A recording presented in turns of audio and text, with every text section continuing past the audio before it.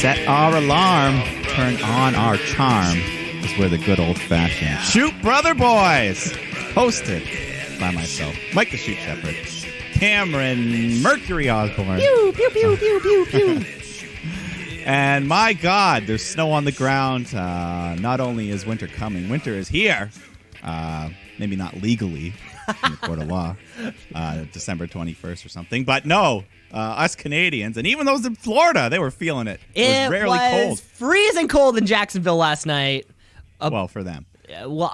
For the not technically freezing, it was above zero. Was it above? It was like 36. I had to do the conversion. Because they use Fahrenheit over there. Yeah, there's a formula that I don't know.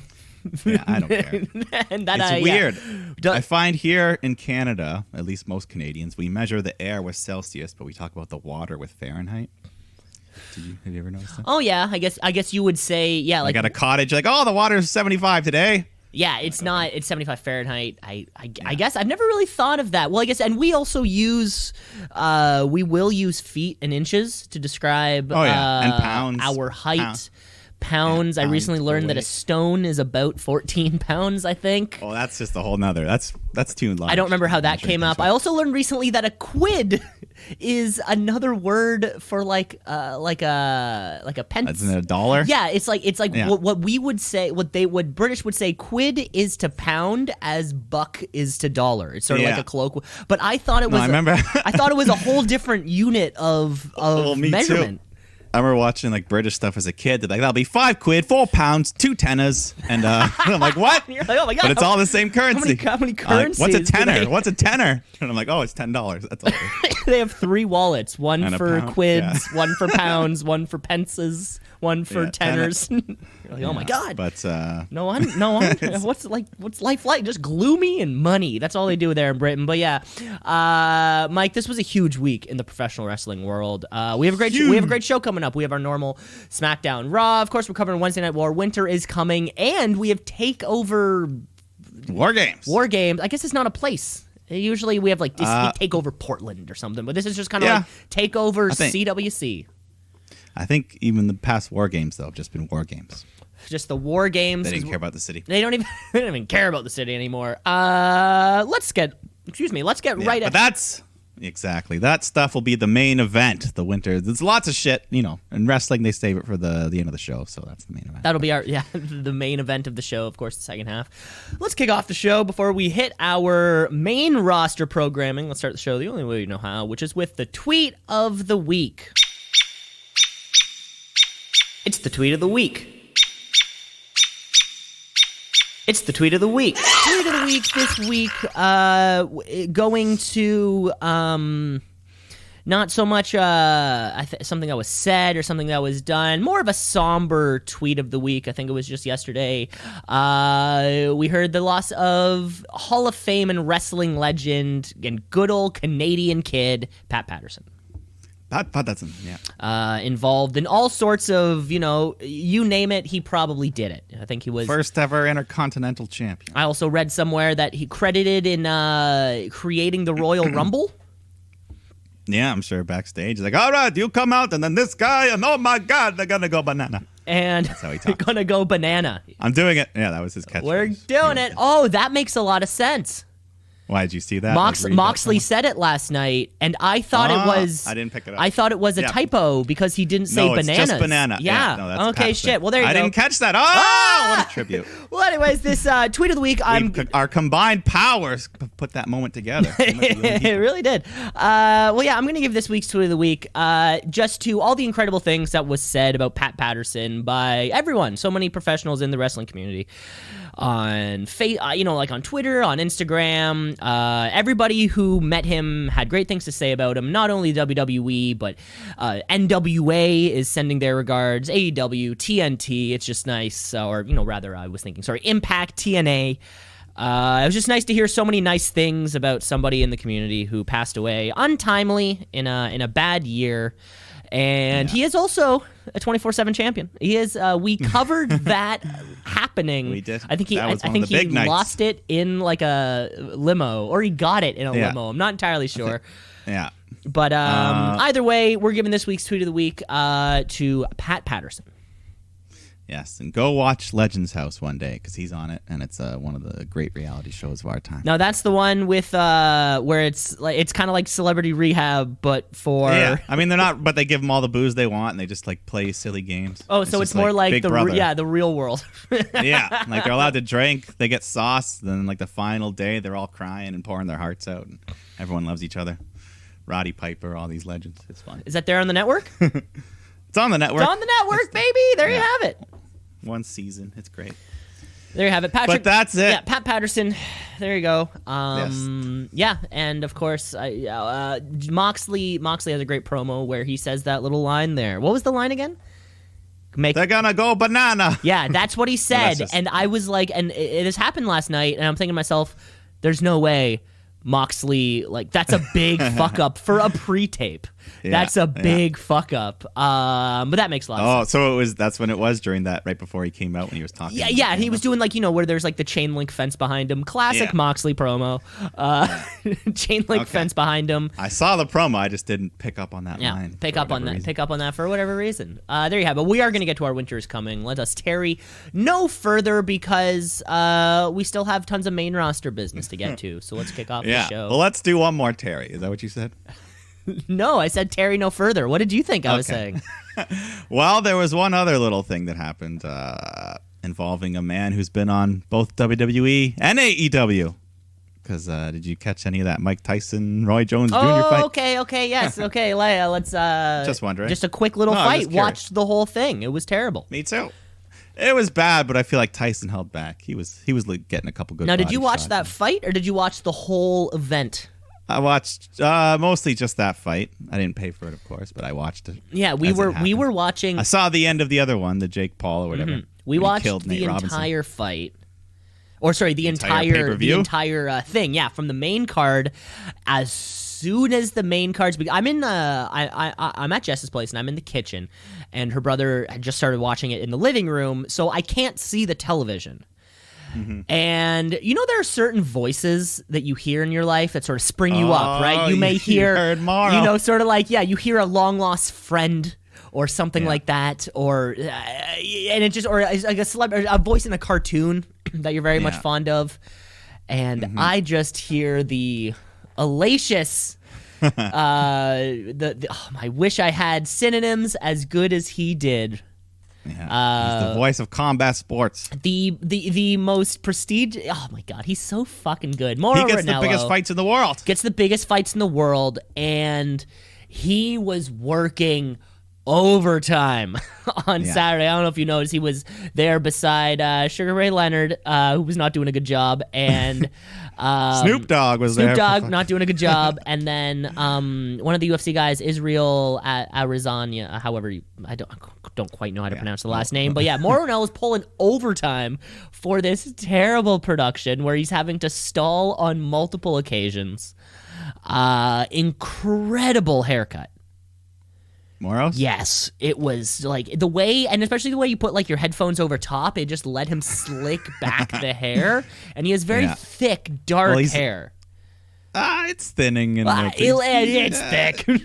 He's using what he's got to cover up the patch. And let me tell you, it looked fantastic. He I think brought up the idea of a match between Snoop Dogg and Sugar Ray Leonard at WrestleMania, and he mentioned Sasha Banks twice. She's the boss. And Snoop Dogg's cousin. And it just worked out perfect. It was he was the best part for me of the entire night. I had fun watching the old men fight, but I didn't expect a lot going in. Yeah, that was the best part of the entire event for me was Mauro. We miss you, bud. Yeah. But we'll hear him. Next time there's a big fight, he'll be. Yeah, he'll be back. He's never too far away from the world of combat sports. Okay, let's move. Tyson Holyfield 3. He's on the he's the next fight caller, right? Yeah, he's next in line. Yeah. Okay. All right. Glad we got that out of the way. Just wanted to for those people out there. He's a WWE Hall of Famer, Mike Tyson. WWE Hall of Famer and inventor of the quick count. Oh God, yeah. Damn. But all right, shall we just move right on? SmackDown. Let's move to SmackDown. Okay, folks, it's Friday night. It's time for SmackDown Live. It used to be on Tuesday, but then I think it was on Friday before, though. No, wait. We used to film it on a Thursday and then release it. It's just SmackDown Live. Yeah, so I guess we just got more of Jey Uso coming out with Roman Reigns and Heyman. Every week, Roman's got a new shirt, like same design, but just some new text. First it was like wreck everything, then leave, and then it was like punch them and stay. It's just sort of like it's like blank, blank, and blank. It's and all the shirts are, you can just go up to that local kiosk in the mall. Yeah, just print them off. Anyways, yeah. So I don't even know. They were just more recap. I beat Drew, but Uso, you lost. No one respects you. I'm the head of the table. I'm not going to be a bitch. I don't know, begging for Thanksgiving leftovers. Yep, So we missed. So this was the Friday of American Thanksgiving, and the we were Black Friday. We were hoping there would be some kind of literal table analogy. Yeah, that was about the most. This wasn't it. We were both kind of hoping for that. His shirt did say head of the table though, but not enough. I guess Otis comes out because he's supposed to face King Corbin, but then Uso attacks Otis, beats the shit out of him with a chair. It gets broken up. I think Uso had a new shirt too, but I don't know what to say. Oh, did he? Okay, didn't say ish. I don't think I noticed that one. Yeah, not so important. Rude and Ziggler come out next. They make fun of Otis, and then they start making fun of Street Profits because they want those tag titles. So, Street Profits come out and they fight. And I think Rude cheats. He rolls up, he grabs Ford's tights, gets a 3 and wins. So I don't know. Maybe they'll get a title shot. Yeah, there was a quick roll up. What has been called the most devastating move in sports entertainment. The surprise roll up. I guess grab the tights. That's cheap. That's a cheap move. TLC's coming up. Yeah, that's that's our next build for sort of anything and everything. That's where we're going to right now. And nothing says TLC like a tag team ladder match. I guess we need at least one tag team ladder match. So I don't know. Throw another team in there though. You could. Rude and Ziggler, I don't know. You could, yeah. They're not enough for me. No. But who else is available right now on SmackDown's tag division? Well, yeah, if they didn't break up Heavy Machinery, it would be a good time to. I don't know. I can't think of another team with a name, not just two people. Jimmy's ready to come back soon. That'd be nice. Yeah, the Usos. I think if whenever that can happen, hopefully we can kind of light a fire up under that. Potentially having our kind of our top heel stable. Yeah. I think we go backstage. Kayla's hanging out with the Mysterio family, and Aaliyah and Murphy are all cuddled up, being all coupley. And, Ray's accepted it. They're just happy to be done with Rollins, and they're thankful. This is more the Thanksgiving. He just says, I'm thankful for this. And Baron Corbin comes up to be a wiener and insult them. Yeah, King Corbin's still King Corbin. One of the most consistent people on television. Consistently on television. Well, I think would be a fair assessment.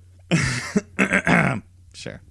But Sami Zayn comes out and he says, hey, I don't respect Thanksgiving and all the atrocities that were carried out on the Native American people, and you celebrate with a bunch of gluttonous masses stuffing their faces with, I don't know, factory farm turkeys. And he was sounding and you're listening to him and you're thinking to yourself, you're making a lot of sense. This was like the Planet's champion, Daniel Bryan from a few years ago.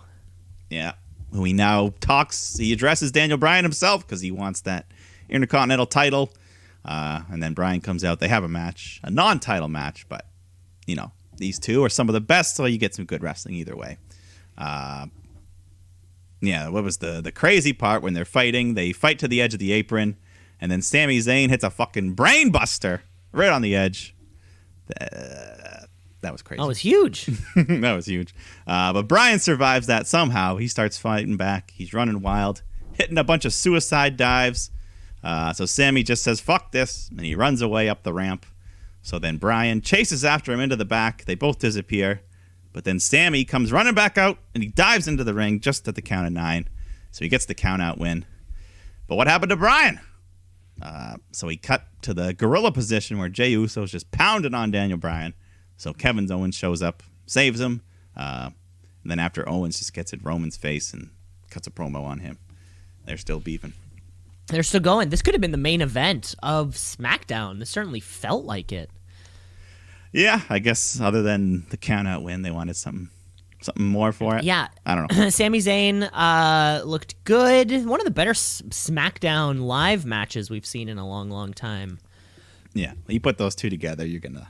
Even with the bad finish, we had a pretty good match. Pretty good match, bad finish. It wasn't even that bad a finish because he snuck the count out. And that blue thunder bomb, I like that move. Yeah, it's like Corbin's deep six, where it's like you always pop for it, even though it usually never wins the match. You're like, yeah, I don't know what makes it good. I don't know what makes it fun, but something does, and it's a good looking the pickup, move. the spin, the landing, everything. Yeah, if I could separate Baron Corbin from how good his finishers are to watch, then yeah, Baron Corbin would be the perfect. Take Baron Corbin's finishers and put them on someone, give them to someone else, baby.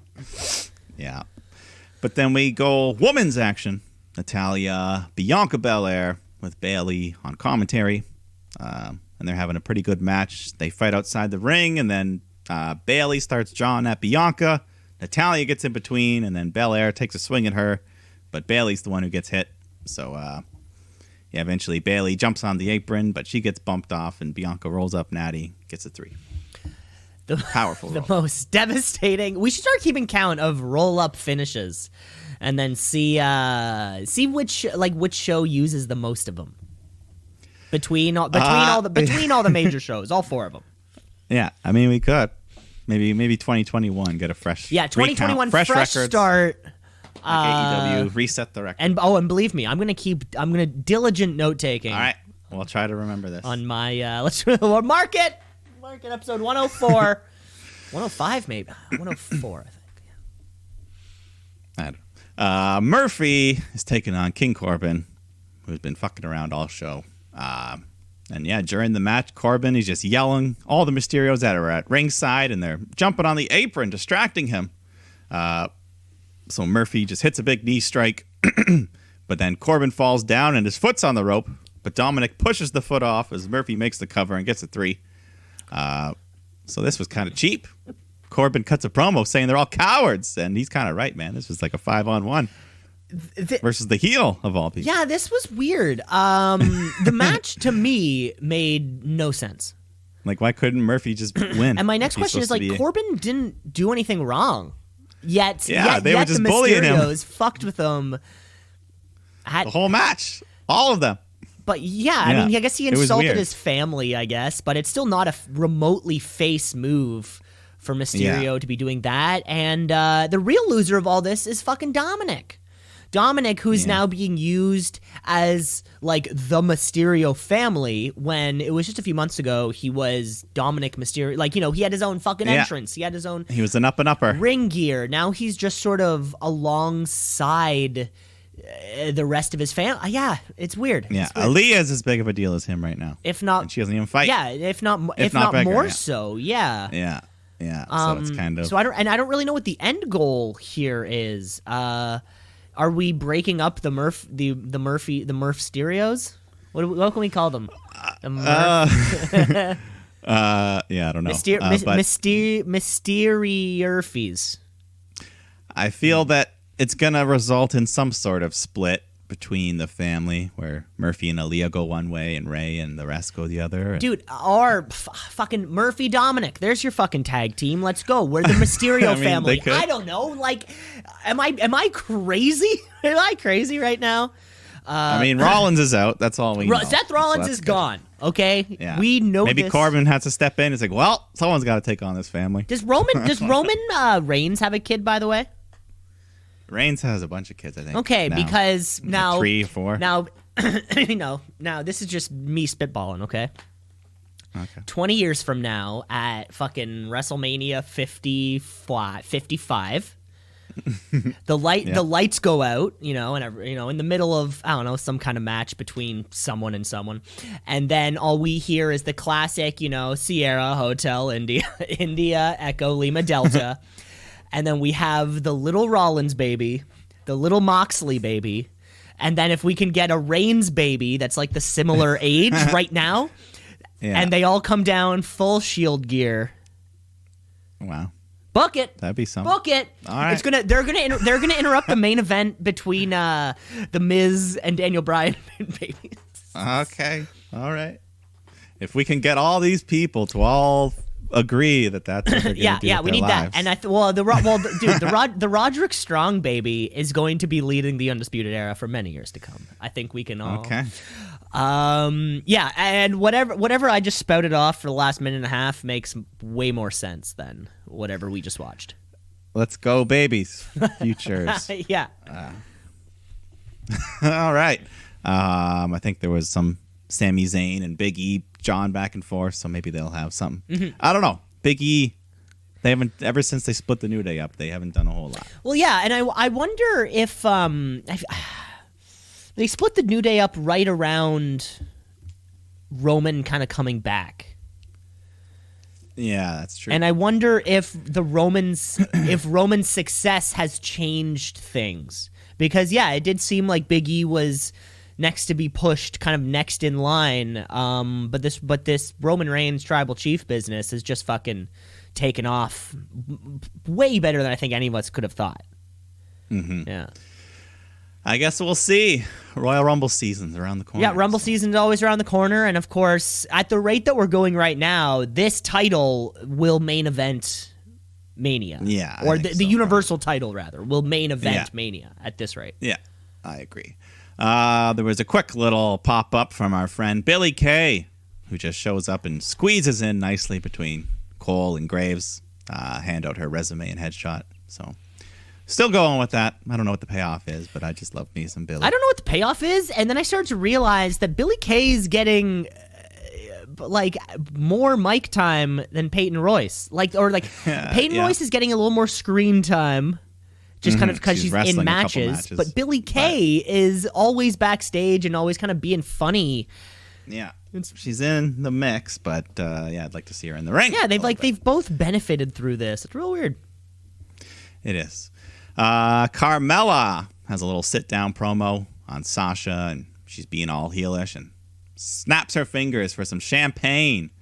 But the hand holding the glass is the boss's hand. She splashes her and locks her in the bank statement until the refs break it up. But, so they've been teasing this, and we already know they're going with it. So TLC, that's your match. TLC, that is the match. Yeah, whether they need it, I don't know if that's the match. That's your match of the card? No. No, I don't think so.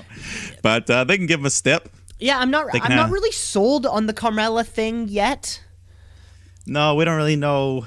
We'll have to see her in the ring if she wrestles any different. And that's kind of thing. Yeah, I don't get her motivation right now, and sort of I think everything for her right now for me is like everything else to do with just her returning. Yeah, like we've seen. Not this exact, but like this pretty much exact character from other people. Just like, I'm the bitch, I'm better than you. Yeah, I'm the bitch, I'm better than you. I come in looking all hot. And then in the ring, it's like, oh no, you're the exact same person as you were. It's a lot different and that really kind of separates. I feel as though on this main roster in parts, there's a real like wheat and chaff thing. Like we have Sasha Bailey, who feels like Bianca Belair, who feel like they're in a whole different fucking division. Yeah, at the moment. And even going over to the Raw side, Asuka has been the champion throughout all of this, and we'll put Charlotte Flair into that group just because who knows whenever the fuck she's going to come back. Soon. Royal Rumble, but we know she's going to come back and be right back up there also. And and so there's 4 or 5 women who are doing all the work. And they're doing the best at doing it. Well, and also there's a glutton of talent in NXT. Oh my god! They could poach a couple. If we were taking just rank the women in WWE, all 3 brands or 4 brands if you want to include the UK, I'd say I'd say it'd be a 5-5 kind of split. NXT, within that top 10, there'd be 5 main rosters, 5 NXTs. In who knows what the order might be, but yeah. I mean, we can just look at our fucking War Games teams and be like, yep, all of them are better than a huge chunk of performers on the main roster. Yeah. It's so weird. It's so weird. Yeah, we'll see. I don't get how that happens. What was it like before? What was it like for... No, okay, maybe not before. What was it like... The before times? No. I don't want to talk about the before times. No, wrestling. Mike, I meant for men's wrestling. Like, was there a point where the difference between the skilled and the unskilled was huge? Like, was there a point where that existed that you can recall? I guess not, because like back then, I don't know. Back then, they didn't do as much wrestling, but they were still all knew what they were doing. Mm-hmm. But yeah, now everyone can do anything pretty much. I don't know. Well, I was going to say, like, it doesn't seem like that because, if we were to put, looking at this women's division, like the ones who are great are I feel as though are so much better than the ones who aren't. And there's like this huge middle ground where nobody really occupies. Does that make sense? Yeah. I was just curious if that ever happened with a men's division also, where there was such a gap between the best and the worst. Yeah. I'm sure, I don't know. It's all, if you look at, I don't know, it's all opinionated anyway, so. Yeah. Well, you can share that. Okay, you don't have to. Maybe I'm putting you on the spot with a question. That was a bit. I know it's all subjective. I was just curious to hear your take on it. Yeah. No, I get it. I'm just not sure. That's okay. That's fine. Yeah. So let's move to the main event. Jey Uso. He's getting a bunch of these main events. He's taking on Kevin Owens. But anyway, yeah, the match was fine. It was going all right until Usos had enough, and he just grabs a chair, starts wailing away on Owens, so we get the DQ. But eventually Owens counters him, hits a stunner, and he starts beating Uso around. And he's just talking into the camera, saying, "Hey, Reigns, you watching? Come find me." So he just beats him up, and one more stunner. So Owens stands tall, and Reigns and Heyman watch from the back angrily. So I guess that's your other TLC match. That sounds like it could be the other TLC match. Jey Uso has now main evented SmackDown 3 weeks in a row. I think, which is wild just to think about. Oh my God, excuse me, just think about that. Probably like 8 of the last 12 weeks he made it. It feels like. So Daniel Bryan has fallen to Jey Uso, and now KO fell, I guess he stood out on top at the end, but, he lost. Or I guess, he was DQ'd, but, these are, two just talented people in this main event, and Kevin Owens is going to get a title shot sooner rather than later. Yeah, because, it seemed like it was either going to be him or Daniel Bryan for the next Roman Reigns thing, so why not do both? Do one in December, one at the Rumble, and boom, we're off to WrestleMania. And of course, where the trajectory we're on right now, Reigns is champion at least to Mania. Oh yeah. Oh yeah. No one's taking this down. I hope we can do some cool shit with it though. While we're in the process. And that was SmackDown Live. It was. Let's just move right over to Monday. Raw. Let's get raw.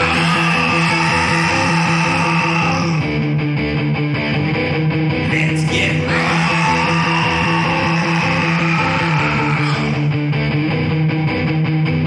Monday Raw night. Ew.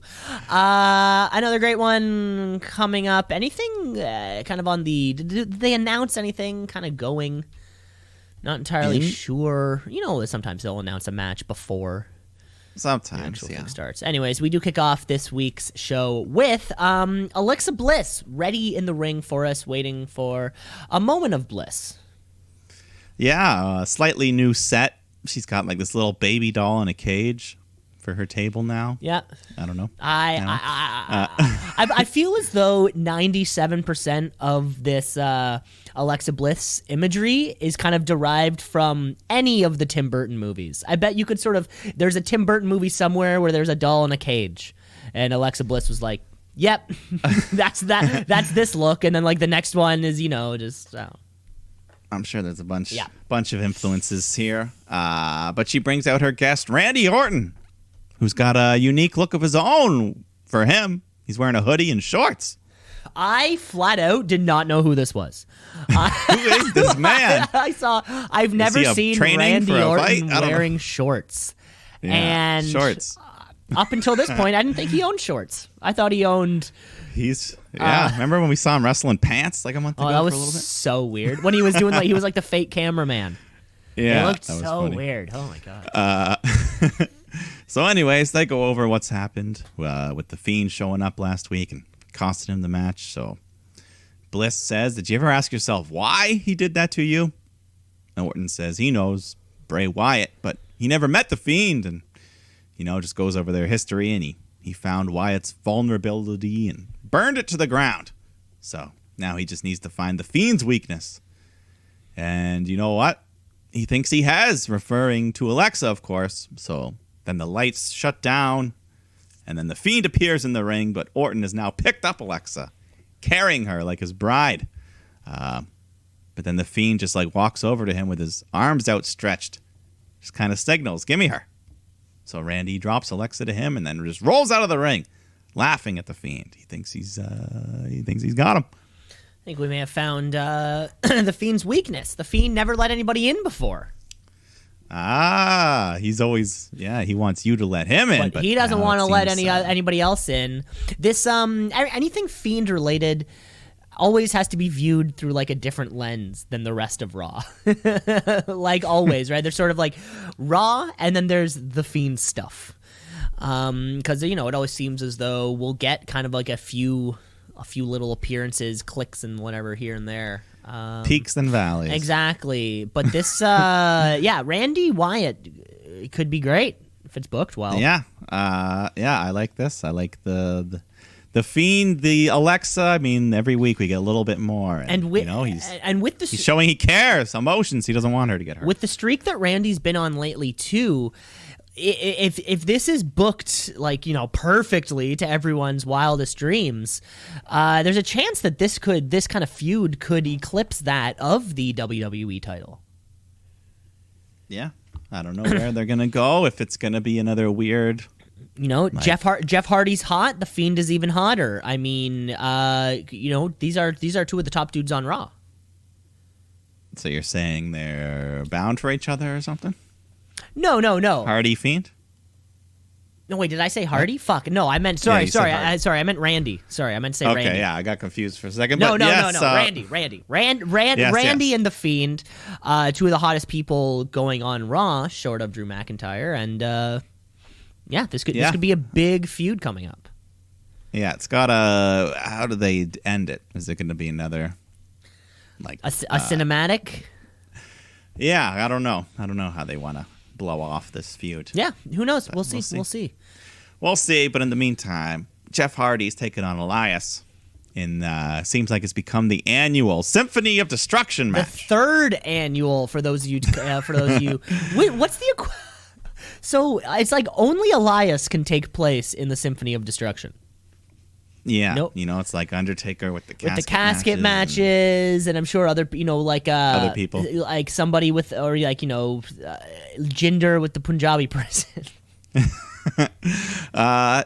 So basically it's no rules, falls count anywhere, and they bring instruments to ringside. Yeah, we've got a whole orchestra of tools to play with. I think last time it was Braun Strowman. I think the last two times it was Braun Strowman. Last two times? Yeah. Okay. Anyways, they're brawling outside the ring, trying to hit each other with violins. Hardy gets slammed into the grand piano, which then starts moving on its own. So Elias opens the lid, and R-Truth is inside. He comes running out. The gaggle chases him away. But Hardy and Elias are like, fuck you guys, and they just start smashing them with instruments. So, yeah, Lindsay Dorado gets hit. Gulak gets hit. And they just go back to fighting each other.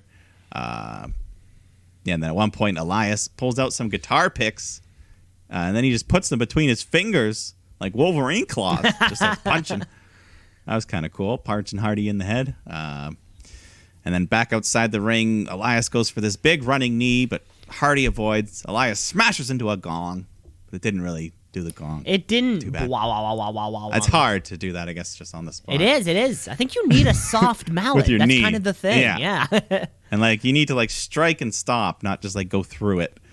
Yeah. But anyways, back at the ring, Hardy goes for his whisper in the wind, but Elias smashes him midair with a guitar, gets a 2 count.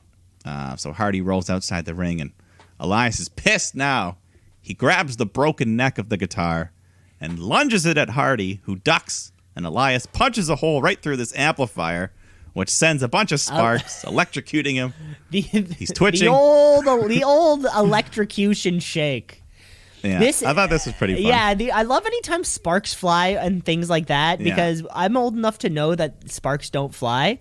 If something like that happens, it's sort of like, remember? But it looks cool. Yeah, like remember in Power Rangers, every single point of contact would be sparks flying, and you're like, that's not what would happen. But it's still fun to watch the Megazords hit each other. And the timing was good. Like I've seen spots where like the sparks go off too late, and then you're like, but here they went off just. Oh, of course, if you're gonna do it, make sure the production quality is proper.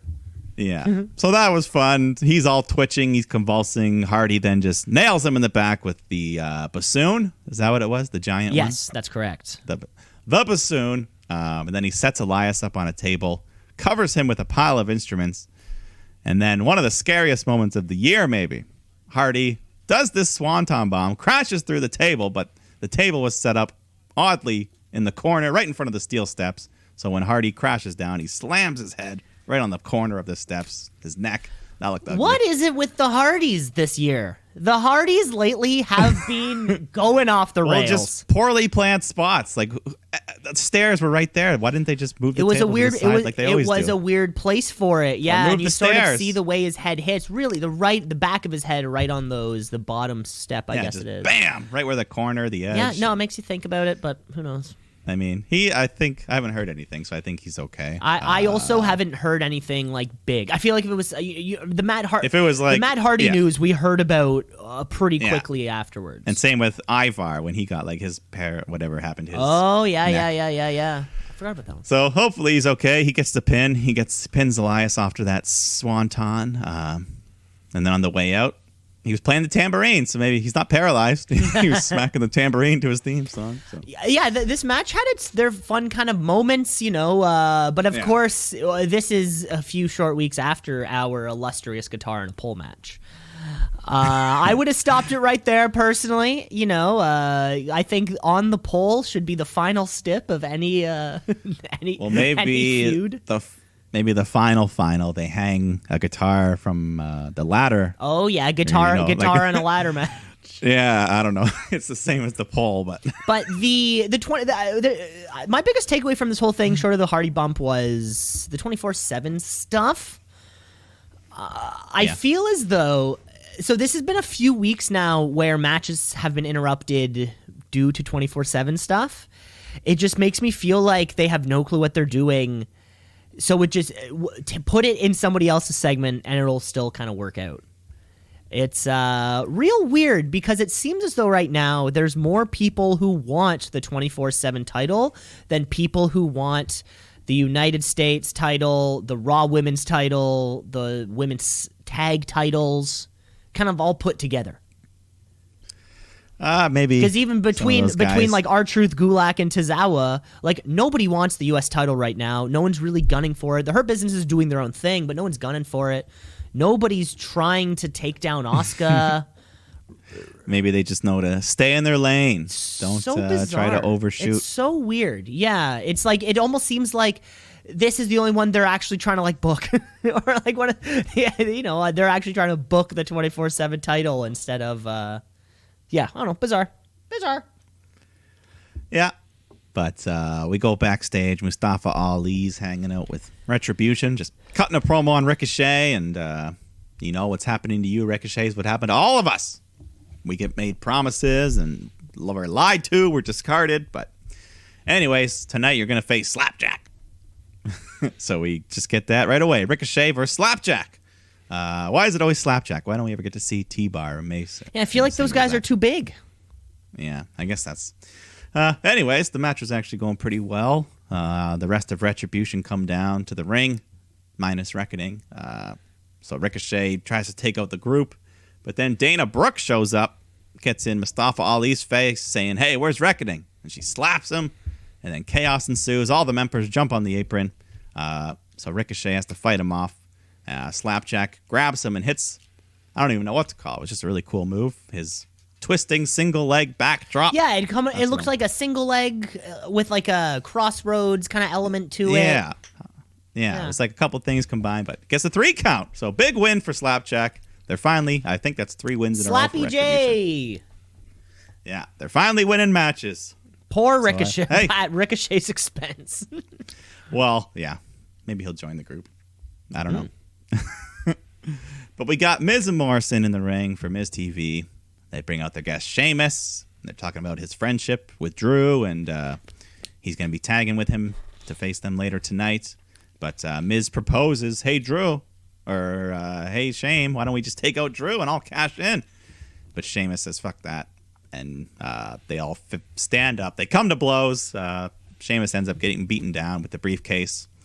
And at one point, the briefcase, the Money in the Bank, it opens up. And in case you were wondering, there's an actual contract in there that falls out. There was an actual piece of paper. I always thought Yeah. it was more of like a symbolic thing. No, I like it. So Miz tucked it back in, closed the case. I guess he forgot to lock it, but hey.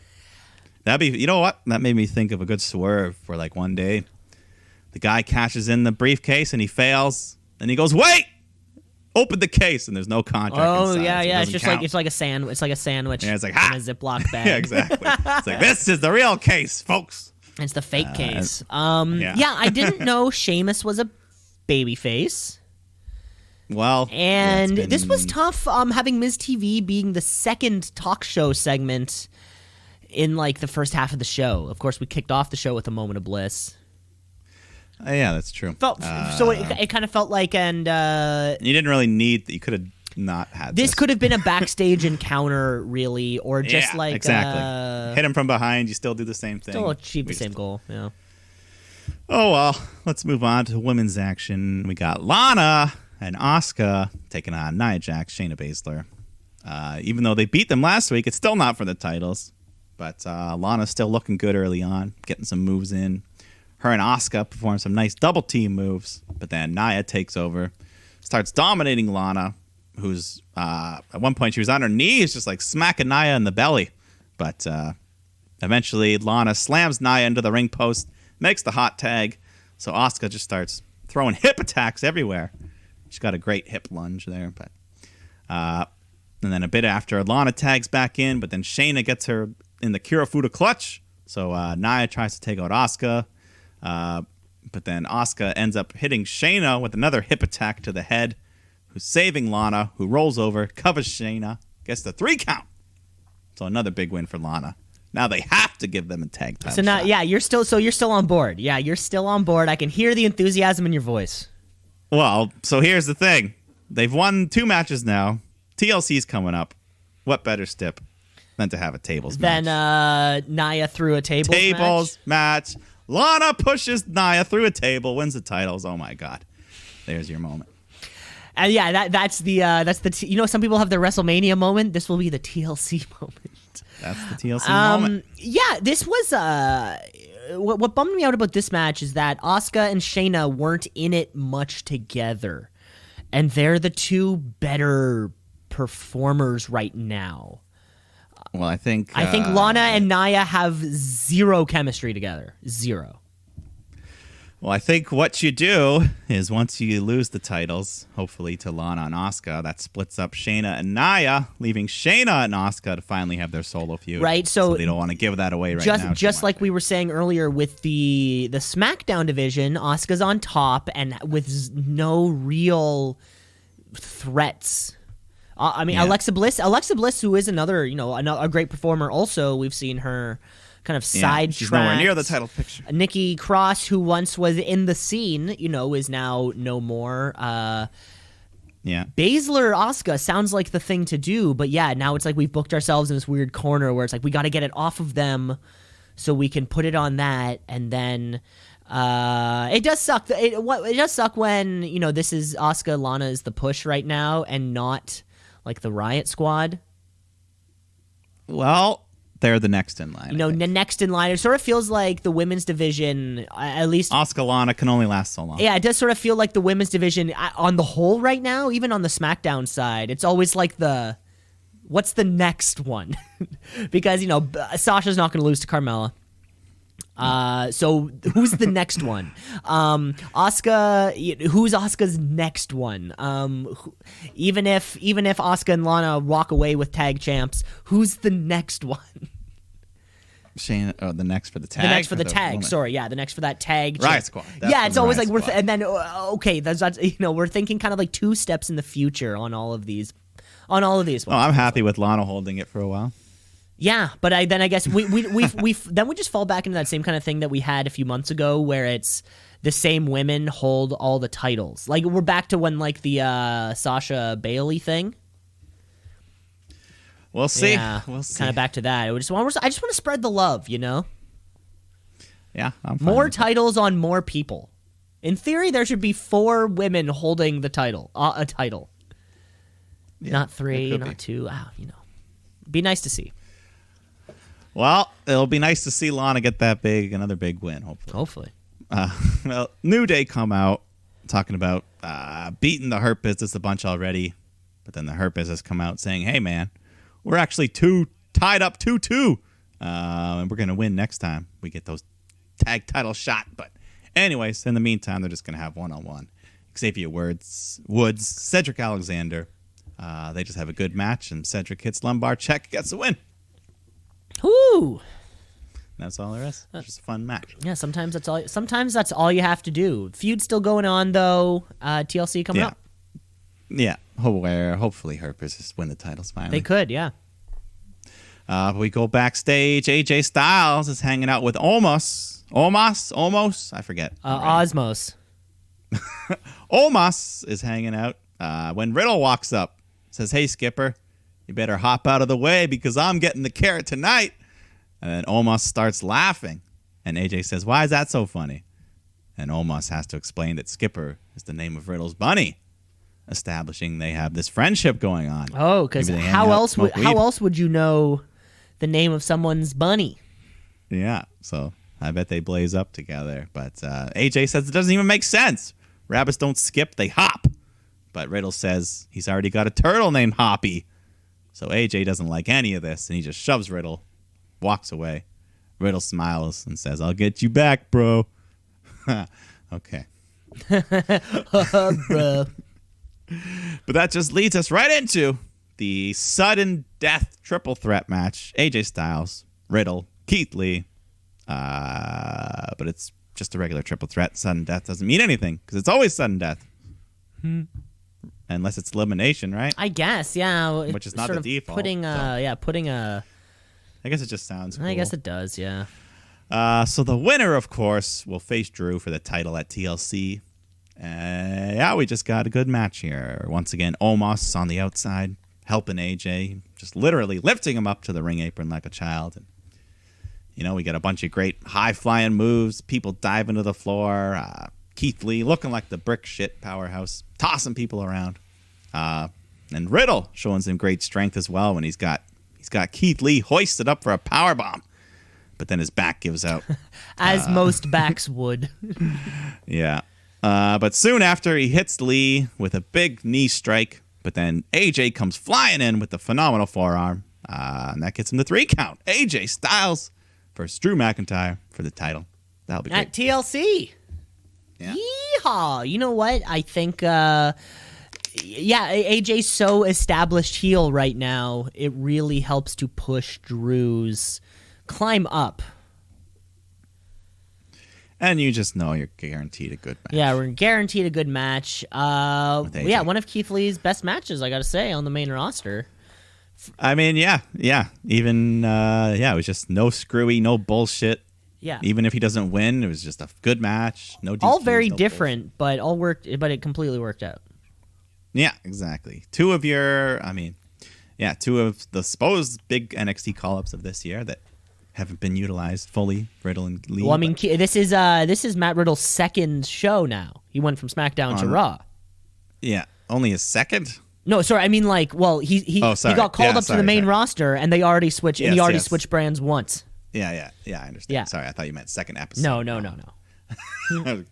But all right, let's move on because Dana Brooke is taking on Reckoning. Finally, after months. She's been on the show for months, and she has not wrestled a single match. She's finally making her in-ring debut.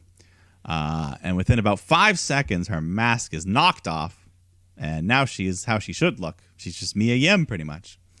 But yeah, Dana gets some offense in, but then Mustafa Ali jumps on the apron, distracting her. So Reckoning tries to take advantage.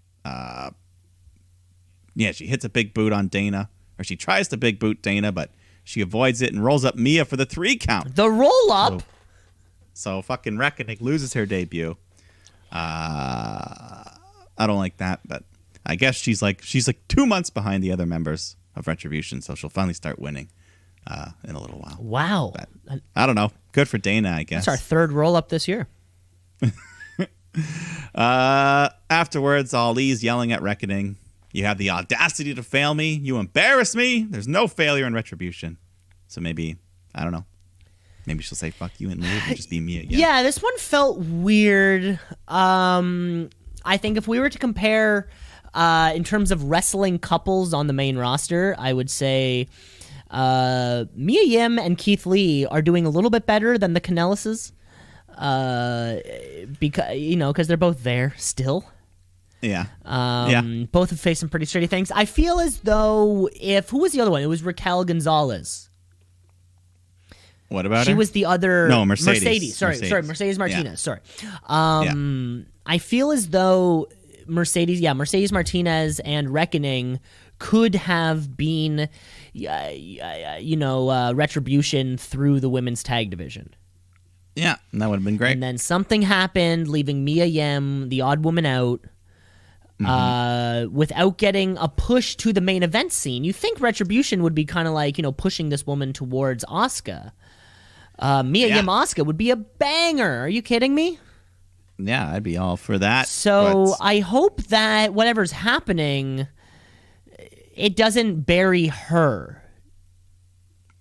Yeah. Yeah. Maybe it's their way of breaking her off from that. And if that's the case, so they can have, sort of Retribution be this even 4-men thing, then sure, be it. But Mia Yim, just being on Raw, she's already one of the better performers on Raw. Yeah. So now let her perform. Let them play. Don't let her pretend she's getting eaten by bees or whatever that thing was. Oh, yeah. A few weeks ago. That was dumb. That was weird. The possession. Yeah, but we go backstage. Ms. Mo approach AJ and Omos and present them with a victory pie. A good old Georgia peach pie.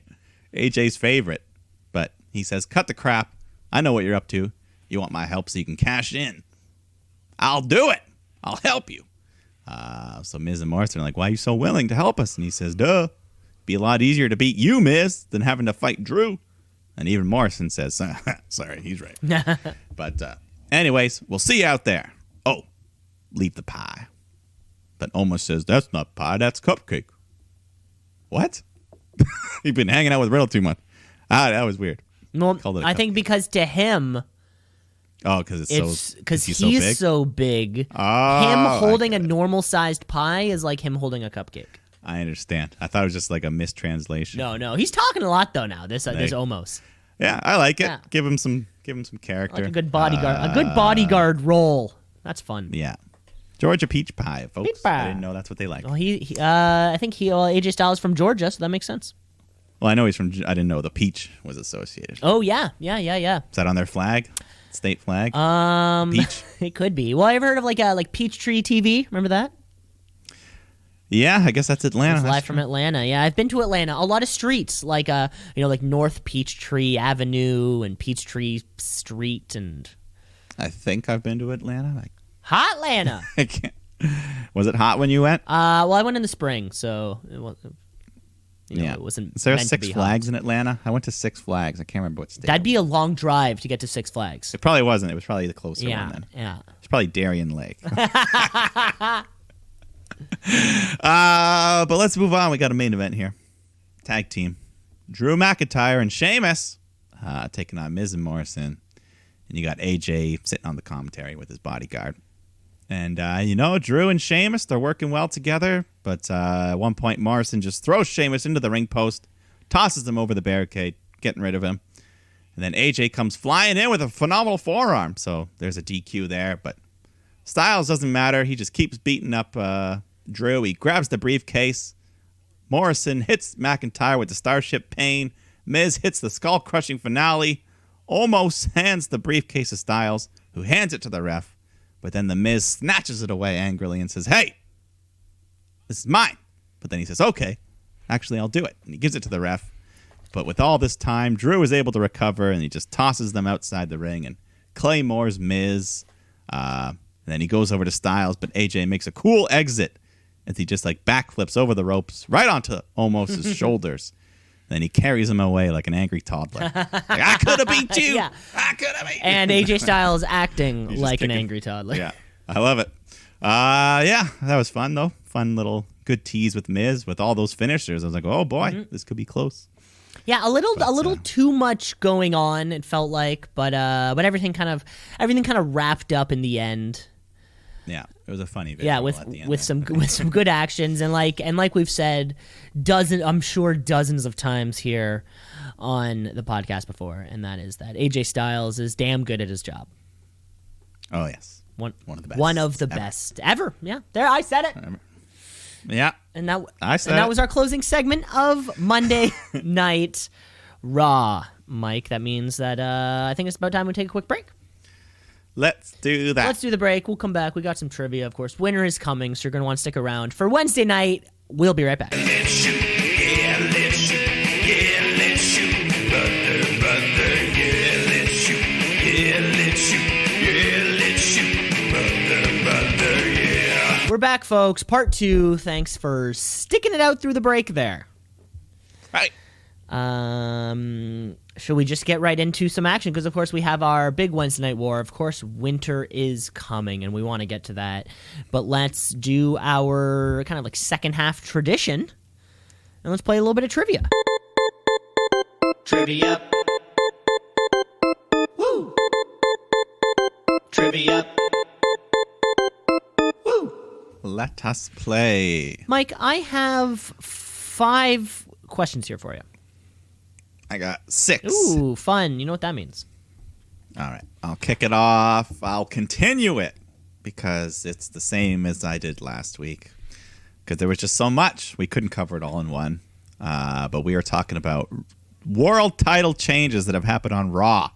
Only Raw, but any of the 3 world titles. The WWE title, the Universal title, the retired big gold heavyweight title. Understand? Yes. I understand the rules. Now let us play. So let's start off with one.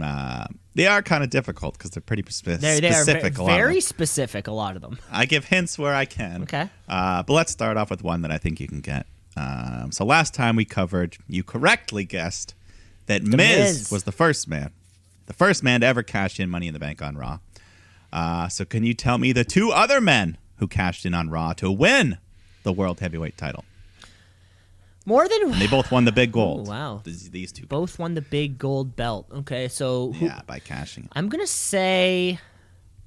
I'm going to say those 2 people would be... The big gold belt. I'm going to say Edge and Randy. Edge and Randy. No, unfortunately. One of them, Edge got cashed in on by CM Punk. CM Punk. That chick magnet, Yes. that guy. But the other one I thought you would get, Dolph Ziggler had one of the best cash-ins Ooh. when he cashed in on Del Rio to win the world title. Oh, Del Rio. Okay, I didn't know that. Yeah. That's all right. That's warm enough. I may have known that he won. Did he win one of the Money in the Banks at Mania? No, it was a standalone thing? It was its own pay-per-view, yeah. That's okay. We'll figure it out. Mike, winter's coming. Yeah. I don't know if you know about that. So today, Mike, we have some winter trivia. Hey, okay. Mike. I'm fond of winter. Yeah, quite fond of winter. You know, as a Canadian, Some people hate some it. people do hate it. Experience it a lot. I don't like the cold. I mean, who likes the cold? yeah, But I live with nobody relishes the cold, but yeah, you just fucking put Yeah. on your long johns and shut the hell up. it. Yeah. I think I enjoy the fact that I get to experience every single season. Yeah, we get to see the leaves change. We get to see the flowers grow. And we get like 2 or 3 months of hot. Exactly. Mike, so sorry. all of this trivia is all going to be winter trivia. So, Mike, in 2020, what day does the winter season begin? So I said it earlier, but I don't even know if it's correct because they have changed things in our lifetime. They have changed things. You know that? A lot of things have changed in our lifetime, Mike. But I mean things like when daylight saving starts and ends, and now I think even things like when winter starts and ends. I don't know. From my memory, it was always the 21st, you know, like December 21st, March 21st, all that. It was always that, so I'm just going to stick with December 21st. Winner, chicken dinner. You're right. At least this year, you are right. Yeah, things will sort of change, but it's always within those first few days. Like, it's always within things 2 smooch around, days. but But yeah, there you go. I was confident in You it. were, and you said it right off the bat with the show, and I was like, this guy knows it. That was, what a funny little Yeah, thing. this eh? guy gets it. Okay. Let's go along here. We're talking, the year is 1999. So you can picture some guys. We're talking about February 1999. Who did The Rock defeat in a ladder match on Monday Night Raw to win the WWF title? Okay, now I was burned in the early Attitude Era last week because I think I had all the names, and definitely like everybody would have faced each other at one point, but like none of my answers were right. But I know that I'm gonna go with one of those names that I was just harping on for the rest of the week because I was like, oh my god, because I know he won the title within these times. I just have no clue if, where, and when. And hell, one was even in an empty fucking Super Bowl dome. I think I'm gonna just I have to get one of these answers right. I have to use his name and get it right. Is it Mankind? For all mankind, Yes. you have gotten the answer. Yes, I knew eventually if I kept saying, man, I think I used him twice last week, wrong on both accounts. No, you got it. If I mean, it was a bit of a confusing timeline. The belt was hot potatoing a bit. He won it. He lost it. He won it in the empties halftime Super Bowl. and you like you said. always talk about, and you've spoken before of those Rock Mankind of the like feud. The first Mankind win is one of the biggest wins for me ever. Mm-hmm. But yeah, no, good stuff. You got it. You've spoken of that before. Yes. Okay. All right. Mike, Give me question some number winter. 2. In Canada, which official holidays occur in the winter season? Official holidays we're talking here. Official. And I went on the Canada.ca website for that. So this is like official, like stat holiday we're talking. An official day. Okay. Yeah. Well, we'll start with the big one, the Christmas. Hallelujah. Hallelujah. And you know what? Boxing Day is official. So I'm going with Boxing Day. Mm-hmm. You work that day, you get paid extra, folks. That's the best part about working Boxing Day. Then, of course, we skip New Year's Eve. That's not official. New Year's Eve is just party. But New Year's Day is official, folks. That covers the month of January. But here in Canada, folks, we have Family Day in February. Family Day is a great day because it's a free holiday. Then we move over to March, where things can get tricky. Well, I guess this is when winter ends, is in March. Easter. Does Easter sometimes fall in March? Sometimes it does. I don't know. This is where it fucks me up a Yeah. bit. This is the game breaker. But you know what? Easter is another tricky one, too, because there's like 2 holidays, but only one's a real holiday, I think. There's a fake holiday. There's a fake. No, because he died and then he rose. That's the whole Well, allegedly, but allegedly, like it's a crime he committed. Allegedly, I'm pretty sure- Jesus. well, I'm pretty sure Easter Monday is the fake one.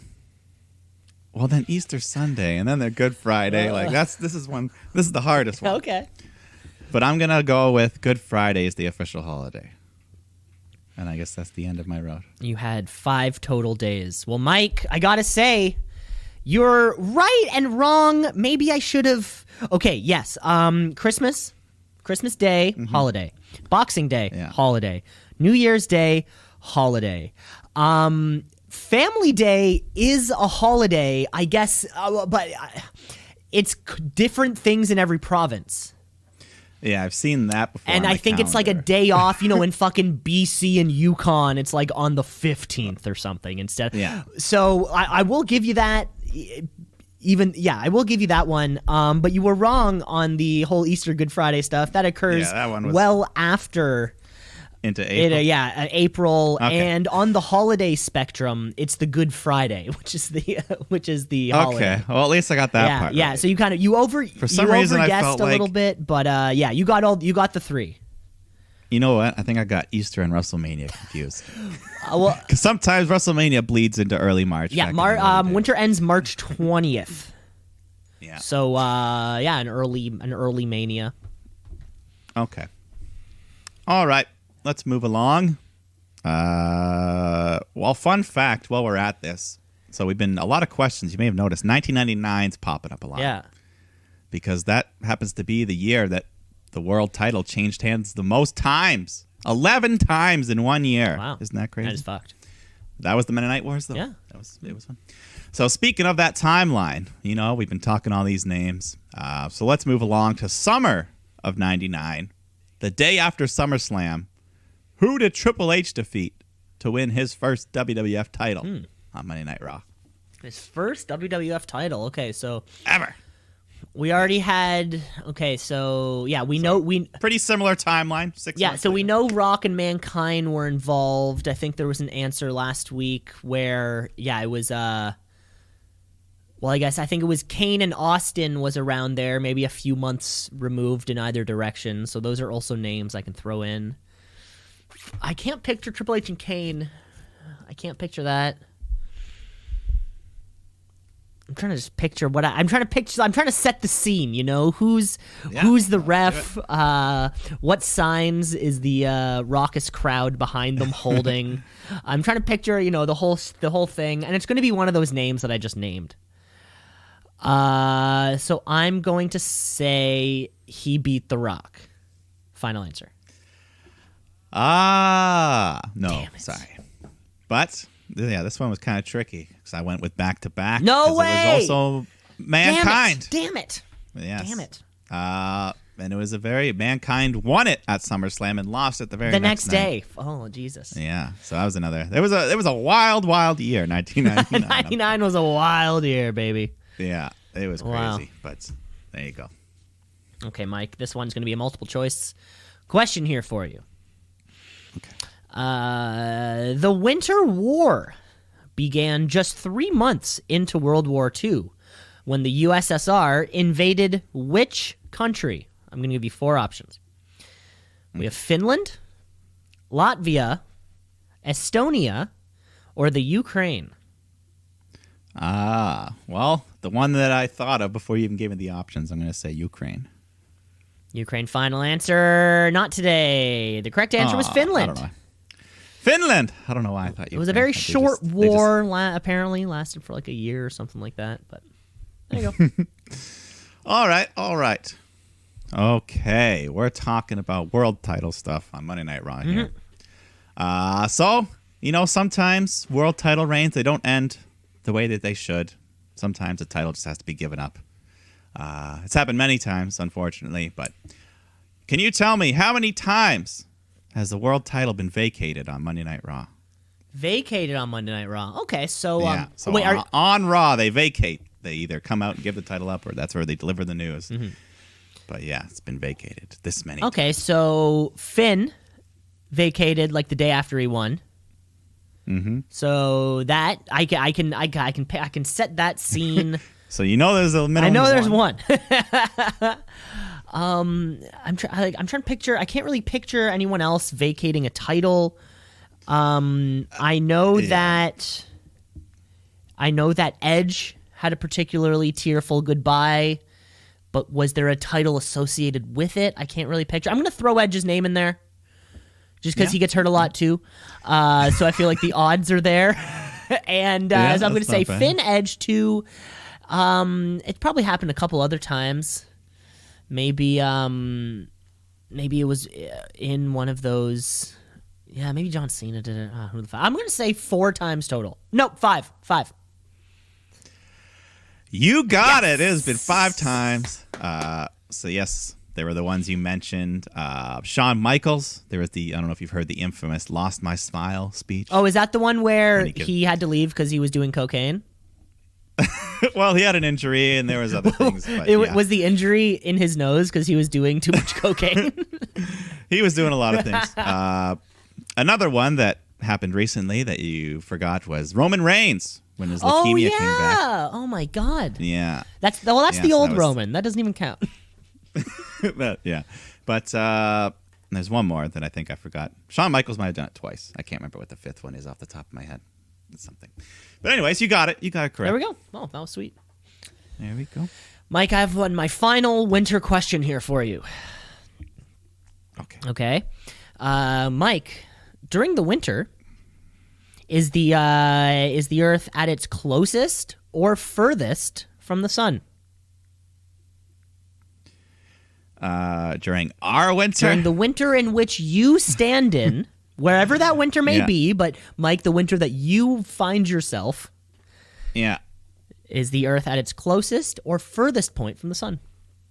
See, I feel like this could be tricky. Because... So wait, so the point that I'm standing at is the Earth closest or furthest from the sun?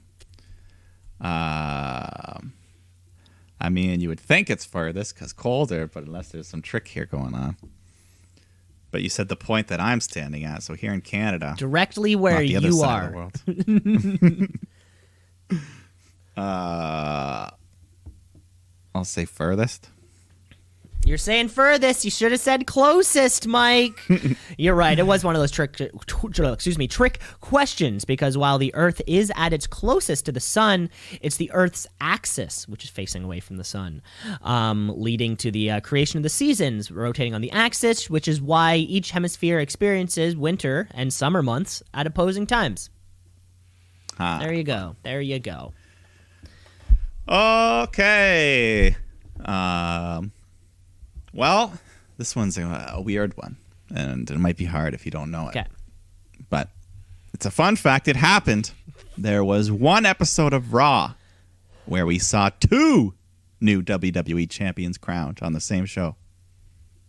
Can you tell me who those 2 people were? Wow. Well, I know there was the night. No, I think it was a pay-per-view where all 3 Shield members held it. That was pay-per-view. Maybe so. I'm gonna say it must have been a triple threat of some kind. Wait, sorry. Can you repeat the question? Sorry. Yeah. So on an episode of Raw, there was 2 new WWE champions crowned in the same night. Yeah. So it must have been. So this person won a title. This person won the title, and then later on in the night, someone else won the title. So 2 new champions in the same show. Yeah. So it must have been a triple threat of some kind, or a win and then cash. Unless Miz won when he cashed, we established that. But do I think he? Yeah, it must have been a cash or a triple threat. I really can't. Nothing really comes to mind. Fuck. Yeah, it's a tricky. Or some kind of one of those because it means the one person only held the belt for a little bit. Somebody walked in with it. And then one person held it for a small amount of time, and then one person finished the show with it. So it's kind of in the middle of the show. In the middle, there was a small point where somebody had it. And I have to name to you all 3 of those people? Or, sorry, the 2 people Just who I 2 thought people. were new. Fuck, this is a hard 2 one. people who won the title. I mean, sometimes there are ways to win a title without, a previous champion and things like that. Like we talked about earlier. Oh yeah, if it's like that. a fucking what are those matches where it's you pin them and then you win it, but then the match is still going you won on. The title, not. Yeah, fuck. This is hard. I'm gonna say John Cena and Randy Orton. Well, you got one. You got John Cena. Okay. But the other name is, might surprise you, Rey Mysterio. So what happened was the belt was vacant. There was a tournament, a big tournament, and it culminated on Raw. Rey Mysterio won the tournament, so he was crowned WWE champion. And then John Cena, who was away for a while, makes his big return. He's like, "Hey, Rey, why don't we fight for that title?" Which is kind of a heel move after Rey already had a match. But Rey said yes, and then John Cena beat him in the main event, winning the title. So 2 titles in one night. And that was a Monday Night Raw. Wow. Yeah, it was a wild night. Yeah, that's It was, but it's very specific. So it's hard. yeah. But you still got half of it. I got one of them right. Yeah. Okay. That was trivia. That was our trivia, folks. Should we keep moving on in the show? Let's do it. Let's do it because, like we've been saying, like the whole theme of the show is that winter is coming. So let's take our little stop over to TNT's Dynamite. AEW. All Elite. They coming for you, Vince. Better watch out. It's too sweet. Because war is here. Winter is coming. Possibly the biggest match in Dynamite history. Yeah, you could for sure. Very appropriate title, like we said. It was a rarely cold night down in Florida. It was. The heaters were blasting on the ring. You know, when we got kind of like that. I could see some breath coming off some folks. Yeah. Nothing new for us here in Canada. Well, we were used to it. I mean, Kenny's Canadian as well. Yeah, he gets it. So is Chris Jericho. But yeah. Anyways, we're kicking things off with the Dynamite Diamond Battle Royal. So, of course, we get a bunch of men coming in the ring, but the match itself ends when you get to a final 2, because next week, those final 2 will face in singles action for the prize, the diamond ring. That $50,000 diamond ring. Yeah, and I think they established that it is the same ring, so if MJF loses, he'll have to hand it over. MJF's going to replace MJF's going to replace all the real diamonds on it with fake diamonds. That's what I would do. So anyways, we get some fun action. Silver and Reynolds are working well. They start teaming up with Hangman, getting some eliminations. And they start celebrating with Hangman. They're acting real friendly. Of course. Well, you know, if you were checking in on being the Elite this week, you would know that oftentimes when the Dark Order are having a fun time together, laughing, clinking their drinks together, Hangman is leering into the rooms. You know, very somber, at that. He wishes he could be a part of such a friendship. And you know, of course, the group, you know, featuring Anna Jay, Evil Uno, and being the Elite champion. He still got John it. Silver, oh baby, he still got it. Of course, last week we did have our number 1 contender hot chip eating contest where Trent came out on top, and this week, you know, we need to start defending this title. So what better way than to defend a title than to have a throw little packs of mustard into a bowl competition. First to do so wins the title, and it has to stay in the bowl. Right? We're getting a couple tosses. We're going to tell a couple tosses back more. They're fast forwarding the footage because, god damn it, this is taking for a long time. And finally, Nick and Matt Jackson, they've had enough. They have a flight to catch in 3 hours. Okay, here's what I'm going to do. First one to land the mustard pack into the bowl gets $500 right to your PayPal account. A little extra motivation from the CEOs. Keep tossing, nothing happening. These boys are getting tired. They're saying, we need to catch this flight. That's it. I'm putting $1,000 on the line for the first person to sink it. So not only will you be receiving the most illustrious title in professional wrestling, you will also be getting a cash prize.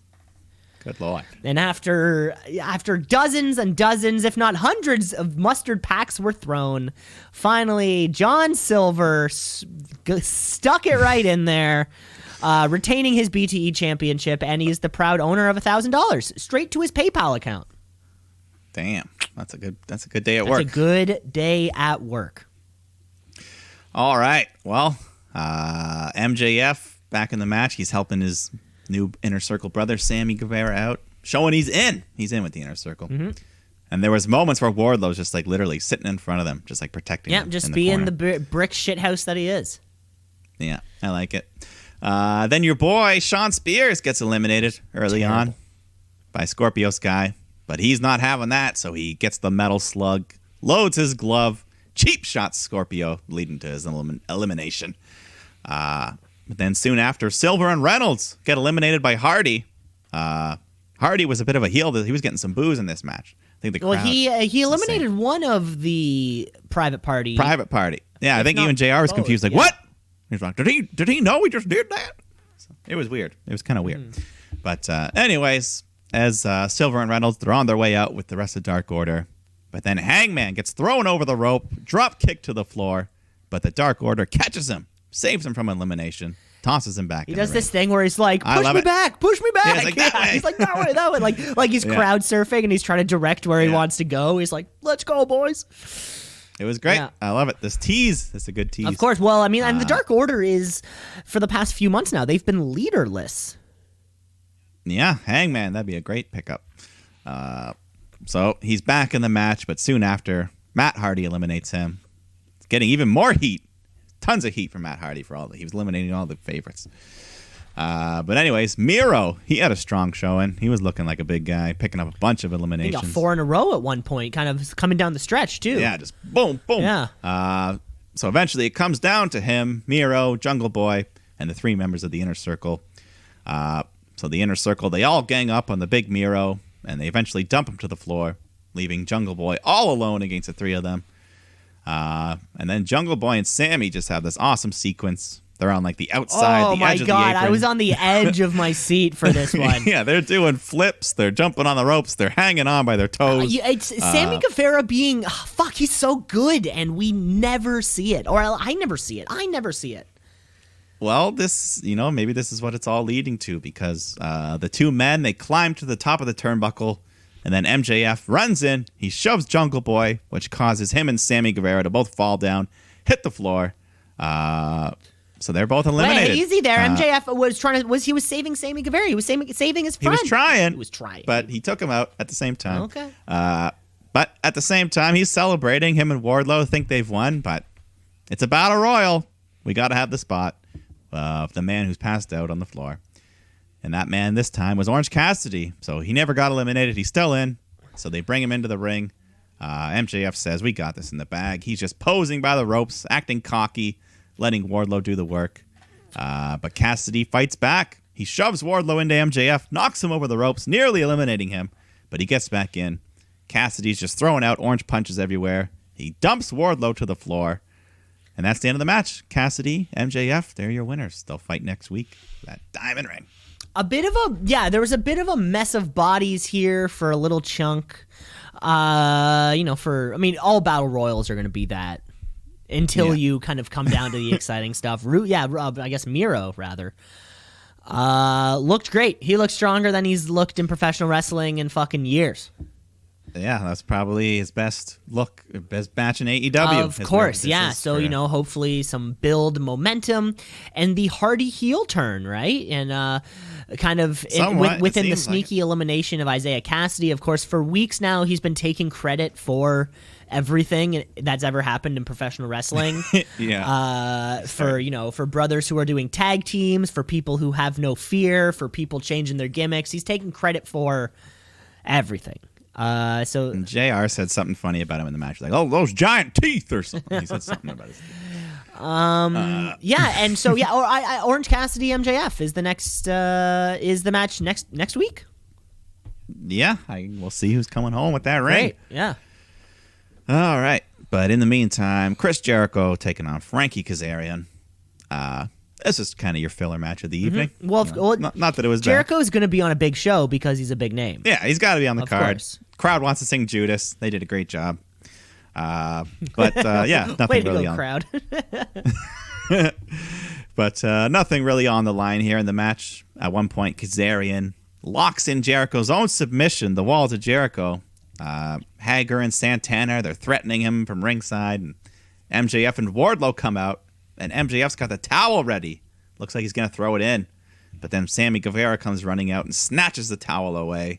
But then Jericho escapes his submission, and he sees Sammy holding the towel. He says, "What are you doing?" But then Kaz rolls him up, big near fall, but Jericho escapes, hits the Judas effect, gets the victory. So then the Inner Circle's in the ring. They're celebrating with Chris, but Sammy's pissed, and he shoves MJF, so there's a big commotion. Jericho has to get on the mic to yell at them. and says next week there's an ultimatum. Either we work together as a team or we break up forever. Wow. So, hey, that's big. What an ultimatum. That was cool, though. I like that little moment, the miscommunication where Chris sees him with the towel. He's like, hey, you betraying me? Yeah. Just more of MJF trying to kick Sammy. It feels like Sammy Guevara's on the outside, right? And we've said this before on the show. Sammy Guevara is future baby top face out there. He does all those fun flips. He does and the crazy fun moves. flips, and people love. No heel has ever flipped, and that's a fact. And, and yeah, if this is a way for Sammy Guevara to start that push, then hell yeah, let's go for it. Yeah, either way, something's going to happen next week. Next week. They've already hyped up next week. We go backstage, though. The Young Bucks are cutting a promo because they're going to fight the Hybrid 2 next week when these new fellas, Bones and Caster, show up. The Acclaimed. have arrived. Yeah. Do you know anything about these fellas? No, and I love them already. That's all I can. Yeah. that's all I can say. I don't know them, but they seem like good guys. They insult the Bucks, and their book that came out, and then one guy does a little John Cena style rap on or the kind of like the beat poetry, all up on your knee, bop bop bop. That's what John Cena would do. Yeah, it's beat poetry. No, but I think JR even mentioned it, like a subtle nod. Oh, really? Oh, okay. I must have missed that. He said, like, that sounds like, I don't know. He said, but these guys, big looking dudes, great on the mic, at least in their first little thing here. Yeah. I see big things for these two guys. Yeah, well, it seems like they're heels because it was all like a ploy as TH2 jump in. They attack the Bucks and Acclaim are just yelling, World Star! Yeah, that was so funny. He's like, World Star! Somebody gets tossed into a trash can. World Star! And then I think SCU show up to chase him off. So there's something brewing there. Yeah, that's fantastic. What a fun way to bring in a team that I've never fucking heard of before, but immediately I want to see them next week or in the following weeks. Yeah. You know what else was cool was not having a women's match at 9:30 p.m., which is the pretty much standard time. That's the classic pre-main event women's chunk. No, we're getting it right in the middle this time. We got Dr. Britt Baker facing Layla Hirsch. This Layla, she's quite the short one. Layla. And that's by women's professional wrestling standards. No, I was gonna say even Zelina Vega might have a few inches on her. But she's thick though. This girl's got muscle. She looks like a short Ronda Rousey. She's former whatever they said amateur wrestler and a Russian. They really pumped her being Russian. Yeah. But Baker's mocking her for her height, just like doing all the old bully tactics. Yeah. But Layla looks good here. But then eventually Reba jumps on the apron, causing the distraction. So Baker takes advantage, hits her awesome twisting fisherman neck breaker, followed by the lockjaw, gets a submission win. But immediately after, Thunder Rosa jumps in, starts brawling with Baker until they get broken up. So hey, it's always fun when Thunder Rosa. I thought this was actually a really good match where there were a lot of moments where Britt Baker didn't look like she could beat Hirsch. This newcomer, due to her size and a lot of the maneuvers she was doing. I think Layla Hirsch, whoever this woman is, seems like a big get for AEW. And also, I was watching. So NWA they have a new show now. Pre-pandemic, they're doing Power, and then Power stopped, and now they have a new. It's called like Impact. It's Struggle? called like no. NWA. It's like a one word. Anyways, there was one episode of it that I watched. Came out a few days ago. Main event was Mike Bennett and fucking Nick Aldis. That was their main event. But in their promo footage throughout the episode, Thunder Rosa was prominent throughout many of those things. So I think for now, Thunder Rosa is still an NWA sort of blurring these lines between the two. Well, AEW's blurring the lines of everything, but we'll get to more of that. In the meantime, we got tag team action. Darby Allin and Cody Rhodes taking on Ricky Starks and Powerhouse Hobbs. Hobbs. Yeah, he's kind of got new gear, I guess, the old wrestling tights. Taz color. I guess he looks like Taz, what Taz used to wear. Taz color. Yeah. Anyways, fun little match. Cody and Darby working really good together. Cody hits a really nice springboard Cody cutter off the top rope. Normally he does it off the middle rope. This was even better. Even better. And then Darby follows with the coffin drop, and that gets them the 3 count. But afterwards, Team Taz are sore losers, so they're just attacking. So Arn Anderson has to get in the ring. He starts throwing blows, but they get a hold of him. So Dustin Rhodes comes running out to help, but then Brian Cage comes out to attack him. It's chaos everywhere. But Team Taz is outnumbering them. They're laying the beat down. They've got Cody held down on his knees. They're ready to hit him in the head with the FTW title. When the lights go out, we get a brief video in the background. A shot of a crow and a winter landscape. What does this all mean? Well, who's here? It's Sting! Sting! Is that your best Schiavone? Do your best Schiavone. I don't know. I've never really tried. It's Sting! His voice went up there. Well, yeah, he was there. 20 years. 20 years in the making. His return to TNT. Sting is here. He's in full gear, but not at full gear, where I predicted. You remember a few weeks ago? I do remember a few. We were crowing during that main event. But Sting, yeah, he's here. He's got his face paint on. He's got his jacket. He's got his baseball bat. He's Sting. We all know who he is. There was some cool fake snow falling. Yeah, it looks like they had a snow machine. Yeah, it looked good. Didn't look like that shitty like soap shade. No, it looked. I think they had a couple snow machines. It was kind of cool. It was a kind of cool little. The whole aesthetic throughout the entire evening was pretty cool. Yeah, but Sting himself, the fans that were there, you could hear them. They were going nuts. He's doing the slow walk to the ring, and then he just kind of goes around corner to corner. All 4 baby faces, stares him down. Someone pointed out he goes in order of age. Like he starts at Dustin, and then this, and then ends up at Cody and Darby Allin. Really? Who got the biggest stare down of all was Darby Allin. And I got to say, Sting still looks badass, man. I mean, when he was staring them down. You know what doesn't fade? Yeah, sure. You might gain some muscle, lose some muscle, but if you can just keep your clearly defined jawbone, you'll look fantastic for the rest of your life. Yeah, if your face doesn't get and too that's puffy. for you kids at home. If you got good bones, keep them. Yeah, those dimples. The cheekbones, the way they pop up, like Sting just has a great facial and the makeup structure, helps a little and bit, of course the little makeup contour. always helps, right? But you know, but his facial, his expression, he's so stern, so cold faced, but you feel it through the screen how badass he is, and even his theme song was good, a rare for AEW. Yeah. Just the organs, the guitar, it was nice. So that was fun. That was a big, nice surprise. Yeah, and it's been a while since we've had a lights out then an appearance in AEW. They seem to throw us a bone every few months or whatever it is, and So many questions. Is he here to? So many questions. Is he an enforcer? Is he going to wrestle a match or two? What is he going to do? I'm gonna here. My guess is he won't take a bump. He's not taking bumps. You think he's Jake the Snake? No, more involved, a bit more mobile, a bit more mobile than Jake the Snake.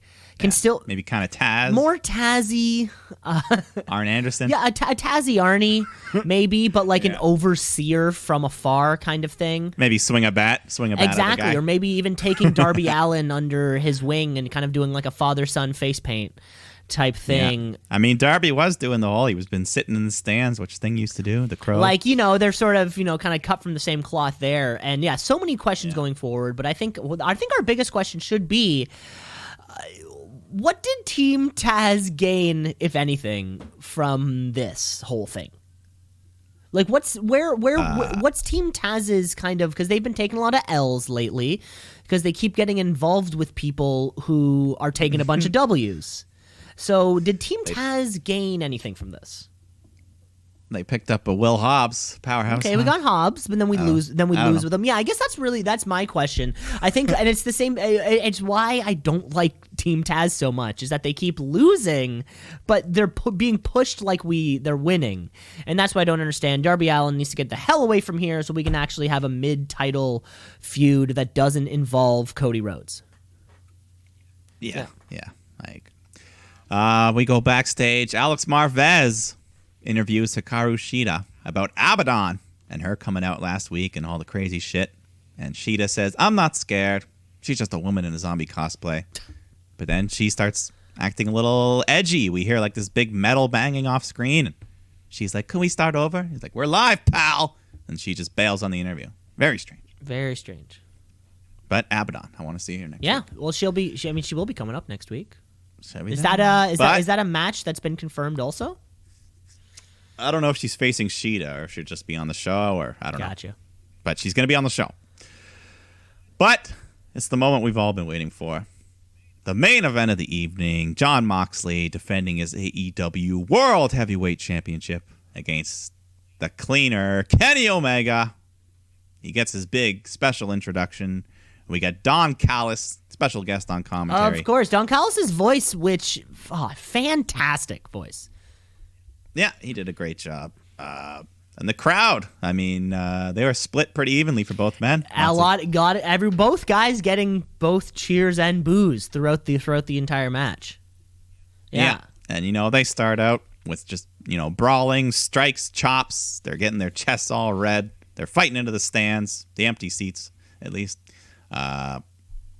Unfortunately, there was a big chunk of the match that was picture-in-picture, but you could still see what was going on. This was one of the few times where it was sort of like, okay, I kind of muted the television and then just kind of shifted my gaze. I didn't want to hear a fucking... You didn't see the ad for the Go Big Show? I didn't see the ad for the Go Big Show. I also saw another with ad. Cody and Burt Kreischer. I saw another ad throughout there, too, for a cartoon where Big E was clearly one of the character voices. Big E? Big E. You know him. He's got a big chest. Well, I know who Big E is. It's just funny that he's on TNT. Yeah, I can't remember I remember hearing his voice, and it's like it distracted me from the in-ring action. That's funny. Well, let's go back to that action. Kenny Omega hits a big tope con hero to the floor, and he goes to follow up with a springboard back into the ring, but then Mox catches him with a paradigm shift. But Mox doesn't go for the cover. What is he thinking here? He leaves the ring, he grabs some chairs and just starts tossing them into the ring. But this is not a no DQ match. But he doesn't use them as weapons. He takes the two chairs and seats them down across from one another, and then he sits down in one and invites Kenny to the other, and they just both sit down and start exchanging some stiff slaps to the face, which quickly escalate into punches, and they were just swinging back and forth. Looked like some real potatoes here. These were some. That was a lot of fun too. Yeah, you could see when you watch a video of the Blue Man Group and they have their paint going everywhere, so they hit the drum and then the paint splashes up in the light. That was sort of like sweat on Jon Moxley's face. Was just you could see it in the light. Yeah, the good Rocky. Yeah, punch. A good Rocky punch. That's a good way of putting it. Yeah, because they did have heaters all around the ring. Everywhere. So well, I think at one point Kenny it happens. Well, yeah. Yeah. So, anyways, they're sitting in the chairs. Kenny finishes it with a big V trigger, knocks Moxley right off the chair. So many V triggers. So many V triggers, but then Moxley hits a second paradigm shift, but somehow Kenny kicks out. Kenny's so good at taking those paradigm shifts. Oh, yeah, he just especially with head. guys we've seen, especially the guys we've been seeing alongside Moxley, from Jericho to Lance Archer to Brian Cage. Not the most mobile of guys to really fucking spike down. There's two paradigm shifts. There's that elevated one that's always a bit better. Oh, right. The what did they call it in New Japan? I mean, it's the same move. Yeah, it was like the Devil Death Rider or something. Death Rider. Oh, I missed that. But yes, unbelievably, Kenny kicks out of that. So soon after, Moxley goes for a suicide dive, but Omega catches him midair with a V-trigger, hits the Tiger Driver 98. Love that. Tiger Driver! That's another good one. But then they fight back outside the ring. Mox hits another paradigm shift onto Kenny, but this time it was into the heaters outside the ring. The heaters, which kind of looked like... It looked like a face, the way that the two little heat things were there, and it was clear it was fake. But it looked like a face with it looked like two googly eyes. I don't know. It was kind of distracting. Yeah, well, that was a serious bump because Kenny, the paradigm shift into the heater. The ref calls for a doctor to come check on Kenny. Commentary is selling this like it might be the end of the match. Well, Don Callis has to run out to check up on Kenny. He abandons his post from the table. He runs down to check on him. But Moxley has had enough of this delay. He just gets the officials off Kenny, throws him back in the ring, and he just mounts Omega, just starts pounding away on him. So Don Callis gets on the microphone. He's talking to the referee, saying he's hurt. But then Mox turns and shoves Don to the ground. And the coolest part, the flower on his suit just exploded. The flower, I think either Moxley hit it or it hit the rope on the way down. He kind of fumbled through the ropes there. The flower it was just such a cool visual. Like as he falls, flower petals everywhere. fall to the ground. It was so poetic, like a kung fu movie before the action starts. And the doves are just flying away. And I think it was accidental, but it did such a great job because it completely distracted me from the fact that Don Callis had passed the microphone over to Kenny. Kenny picks it up. The ref is still dealing with Don. Kenny grabs the mic, nails Moxley right in the head behind the ref's back, which busts Moxley open. He's bleeding. I don't know. I've seen people get hit with a microphone before, and I think it would cause that amount of blood. I've also. seen it, but I saw the straight razor. Yeah. But anyways, it doesn't matter. Kenny follows up with a flurry of V triggers, and then finally he's able to hit that one winged angel, and that ends it.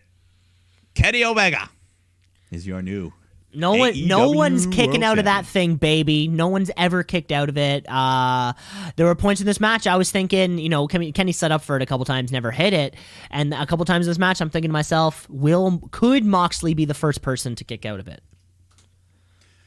Well, not tonight, baby. But was this maybe one of the first ever Screwjob finishes we've seen? The Jacksonville Screwjob? Yeah. I mean, certainly they haven't done very many of these type of interference behind the ref backs things. Certainly not in a title match, but I love the way it worked. Heel Kenny is full here. The first man to pin Moxley in AEW. Wow. He was like 20-0 and something like that. Yeah. Yeah. So Omega's celebrating, but then he quickly hightails it out of there with Don Callis. They're walking backstage. Wrestlers are yelling at them. They're saying, "What the fuck is going on?" But they just cut right through, right to the parking lot. There's a car running, waiting for them to escape. But good old Alex Marvez tries to get the word with them before they leaves. And Don Callis says, "We'll tell you all about it on Tuesday night." He says, "What? Wait a minute. Dynamite's on Wednesday." And he says, "Yeah, this Tuesday. Impact Wrestling. Me and Kenny will tell you all about it." I was like, wait, what? So we got something going on here, folks. This is wild. This is huge. This is huge. There are no more. Mike, the flurry of tweets that occurred immediately after this on both sides, by the way. They're in cahoots. Multiple members of the Dark Order have just been tweeting out Motor City Machine Guns. Both Carl and Anderson just tweeted out like FTR TYB. And vice versa the other way. It opens up the door the other way. But talking about the match, I loved the match. Odd finish, sort of felt a little overbooked. We had the fake injury, Don Callis coming over, a little momentum kind of slowed down, but up until that injury angle, it was like really, really, really picking up in intensity in all the right ways. How do we get Don Callis to the ring and all these sorts of things for Kenny Omega to ultimately, spit in the face of his own stipulation. He was the one who wanted a wrestling match. No chairs, no violence, nothing sneaky. Well, this was his plan all along. He's been slowly sneaking his way towards full-on heel. And the screw job protecting Jon Moxley in that same way of, yes, he was pinned, but we all know what happened. No, I love it. I love the finish. But yeah, it was not 5-star. It was still a damn good match. Still a damn good match. But obviously setting up the bigger story, which is, Mike, do we have to now start talking about Impact? I mean, we can talk about it. We're going to have to start doing 2 shows a week. We're going to have to split up the shows. There's going to be like no way. If there's just wrestling 5 days a week, we're going to have to be doing shows while shows are still happening. We'll figure it out. It's going to be a long winter. So it's going to be a long winter. So we don't know what the hell's going to... We'll figure this out. But yeah, tune into Impact. Certainly will. Next week on the podcast, we'll be talking about Impact Wrestling for possibly like the first time since the Canellises were there. We'll see what in the a hell. huge thing. Yeah, who knows? Who knows where this leads? But But I hear Kenny Impact's- Omega now both the AEW and AAA world champion. Yeah. What a night! Oh, what a night! Night. We're not even done yet. We have to switch over the brand because we have War Games coming up this weekend. So let's get right into it right now. Let's start talking about some NXT. NXT, what does it mean? I don't know, but it's some good wrestling. So NXT, watch and see. Gotta tap out a count out of 1, 2, 3. So We still have to kind of finalize a few things going forward before that event, but we do know we're getting 2 War Games matches. Hell yeah. We're also getting some North American title stuff. So, in the meantime, Damian Priest is teaming up with North American champ Leon Ruff to take on Legado del Fantasma.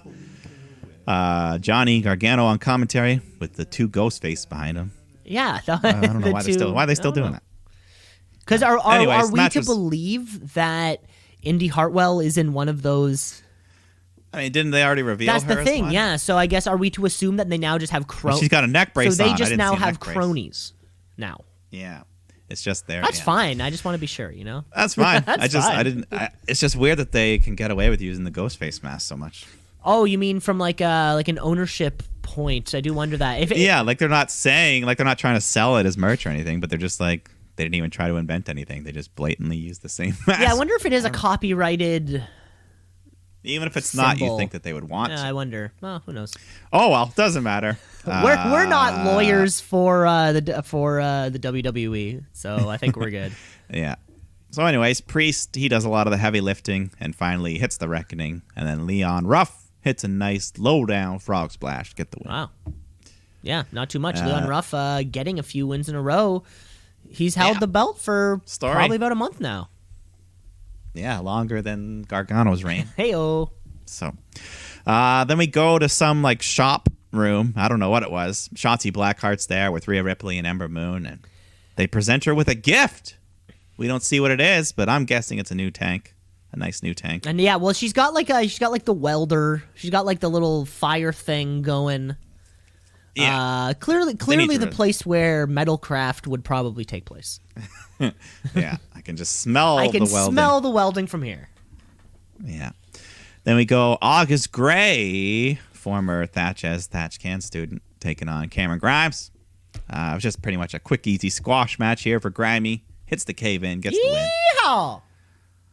But then afterwards, he's not done. He pulls out the leather strap, starts beating up Gray some more, talking trash about Dexter Loomis. When who should appear on the other end of that strap but Mr. Loomis himself, and just starts beating Grimes around, sends him packing. Yeah, that's the match we're getting. This long strap match that I'm actually really looking forward to.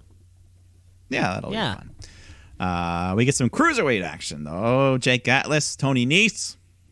Tony Nese, a candidate for I Forgot You Existed. Ooh, baby. You know, I Give it just to read. me. But, you know, this was still good. Cruiserweight action.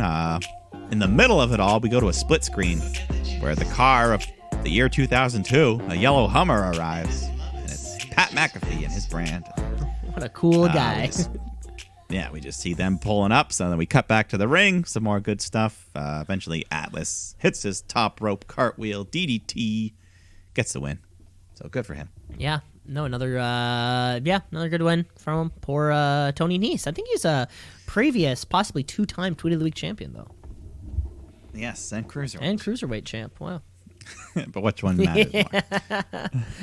Tweet of the Week, yeah. For sure.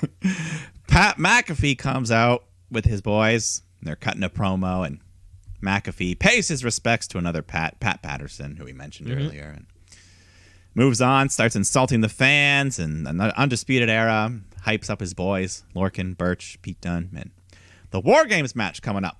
And they won the advantage. Yeah, so just more good promo work from Yeah, him. well, that's probably gonna be our main event, right? So it's gonna be big stuff. Yeah, I'm looking forward to that. Then we get the next chapter in our Asian film here, where Zaya and Boa, they're now just in these tubs of water, just doing some sort of, I don't know, they're just repeatedly dunking themselves over and over as their master tells them to. Some kind of ritual by the looks of it. Yeah, and this mysterious hooded figure is just watching them, and then at the very end they get smacked in the back with kendo sticks, which somehow knocks them out. Yeah. They were electric. But we're still moving on. Maybe a reveal of sorts at War Games, maybe? Soon, this hooded woman's got to come Yeah. out. But, we go tag team action. Everrise is supposed to take on the Grizzled Young Veterans, but Imperium come out and just beat the shit out of Everrise. Cut a promo. So say, hey, the tag division belongs to us. So we just get a Grizzled Young Vets take on Imperium. Fun tag match. Looks like the NXT tag divisions finally start to shape up a bit, getting all these guys. Yeah, after a little bit of a lull, now Yeah. we're kind of back to where we used to be. Yeah, so that's good. Pretty good until Everrise comes out, causes a DQ. So we just throw that out. That's okay. We'll move on to Thatch as Thatch Can. Today's lesson is distraction. So he just mentions, it's a big thing in wrestling. Lots of people losing from distractions. Music plays. The lights surprise goes out. roll up is like we've said, one of the most devastating moves in deadly. sports entertainment. And Thatcher acknowledges that. So tonight we're going to show you how to deal with it. But then Tommaso Ciampa just appears in the ring, and he's here to teach. But Thatch says, I don't got no problems with you, boy. He doesn't want anything to do with it. But Ciampa says, you're a disappointment. Mm-hmm. And Thatch just says, nah, I don't know. He goes to leave, but then he fakes it out, tackles Ciampa, but Ciampa counters him, knocks him down with a big elbow.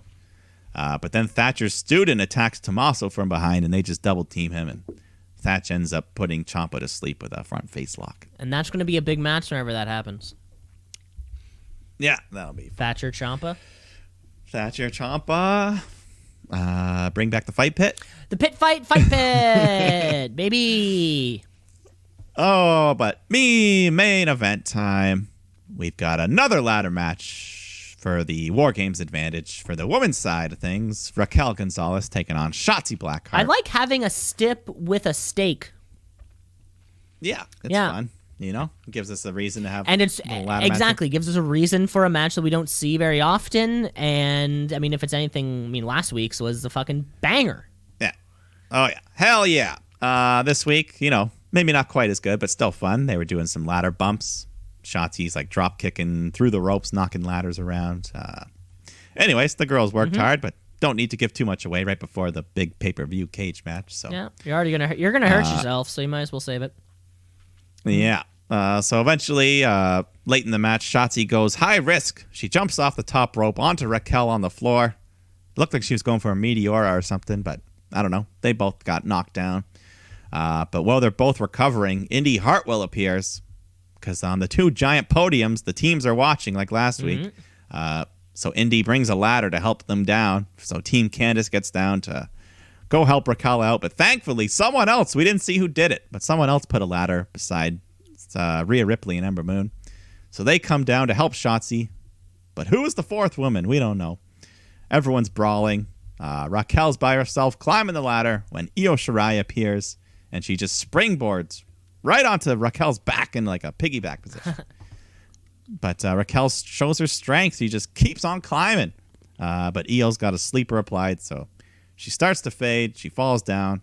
Then Io hits a giant moonsault off the top rope, taking out everyone on the floor, except for Shotzi Blackheart, who's now all alone. She climbs the ladder, unhooks the case, and won the match. So she gets the advantage for her team at War Games. Ow, ow, ow. Great job, Ow, ow, Shotzi. ow. They do a nice pose. Yeah, Hopefully we'll see her new tank. yeah, hopefully we see the tank and he gets involved somehow. Metallic. Yeah, Shotzi's style is like a very risk-taking thing. And it's really she's like a Jeff It's Hardy. really refreshing to see that in the women's division, Mike. Certainly something that I've asked you before, like women who perform the same maneuvers that the men do. And like you said, like a Hardy thing. Somebody had to come along and start doing shit that nobody else was doing. And I feel like Shotzi's crazy. Shotzi We know is that for this women's division right now. She is that. And she's got such a cool look. The green hair, the tattoos. There's not very many And like I her. think there's so many women on this roster that are so talented, they can keep up with her risky style. I've seen some fucking Candice LeRae bloodbaths on YouTube. There are people. Yeah, she's fought men. Exactly. Rhea Ripley strong enough to do crazy shit. Io Shirai can maneuver well enough to do crazy shit. Like it's Shotzi's got a huge future, and of course Io Shirai joining that team, certainly the right call. Without Io, the NXT Women's Division doesn't have like a. There's no Io Shirai doesn't really have any challengers going for her right now, right? So we got to keep her on the show in some way. Yeah, this is your in between pay-per-view for NXT. The War Games are such big matches that you don't need those world titles on the line. So that's exactly it. Those two matches are going to represent like a huge part of the show. So yeah. Well, let's just do a quick look then at this War Games card here. Let's do it. NXT TakeOver War Games 2020. Let's start off with Timothy Thatcher taking on Tommaso Ciampa. Thatcher, let's go. Thatch. Yeah. Thatch. Yeah, I'm on Team Thatch. Let's have Thatch. Ciampa doesn't need the win. Won't do anything for him. It right? will absolutely not do anything for him. Yeah, so Thatch as Thatch can, Thatch win. Let's do it. But let's move on to the strap match. Good old strap match. Dexter Lumis, Cameron Grimes. That'll just be some fun shenanigans. Grimy running all over. Who knows? Maybe he pulls off a sneaky win. Yeah, it could go either way, but some kind of cool a stip that we don't see too often. I'm just looking forward to it. Yeah, it'll be fun. Then we got the only title match of the night, the triple threat North American Leon Ruff defending against Johnny Gargano and Damian Priest.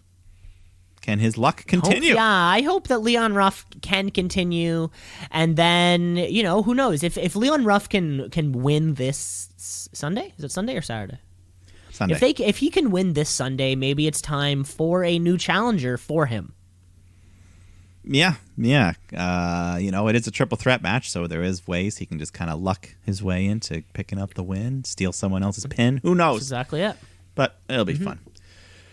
All right, let's move on to the big stuff. We got the War Games matches. Team Shotzi Blackheart, Ember Moon, Rhea Ripley, Io Shirai versus Candice LeRae, Dakota Kai, Raquel Gonzalez, and Toni Storm, the fresh heel. And this will just be a lot of fun. Yeah, it's going to go either way. It's going to be a lot of who knows. There could even be a surprise pickled in there somewhere. High hopes for this War Games match. Let's go baby faces.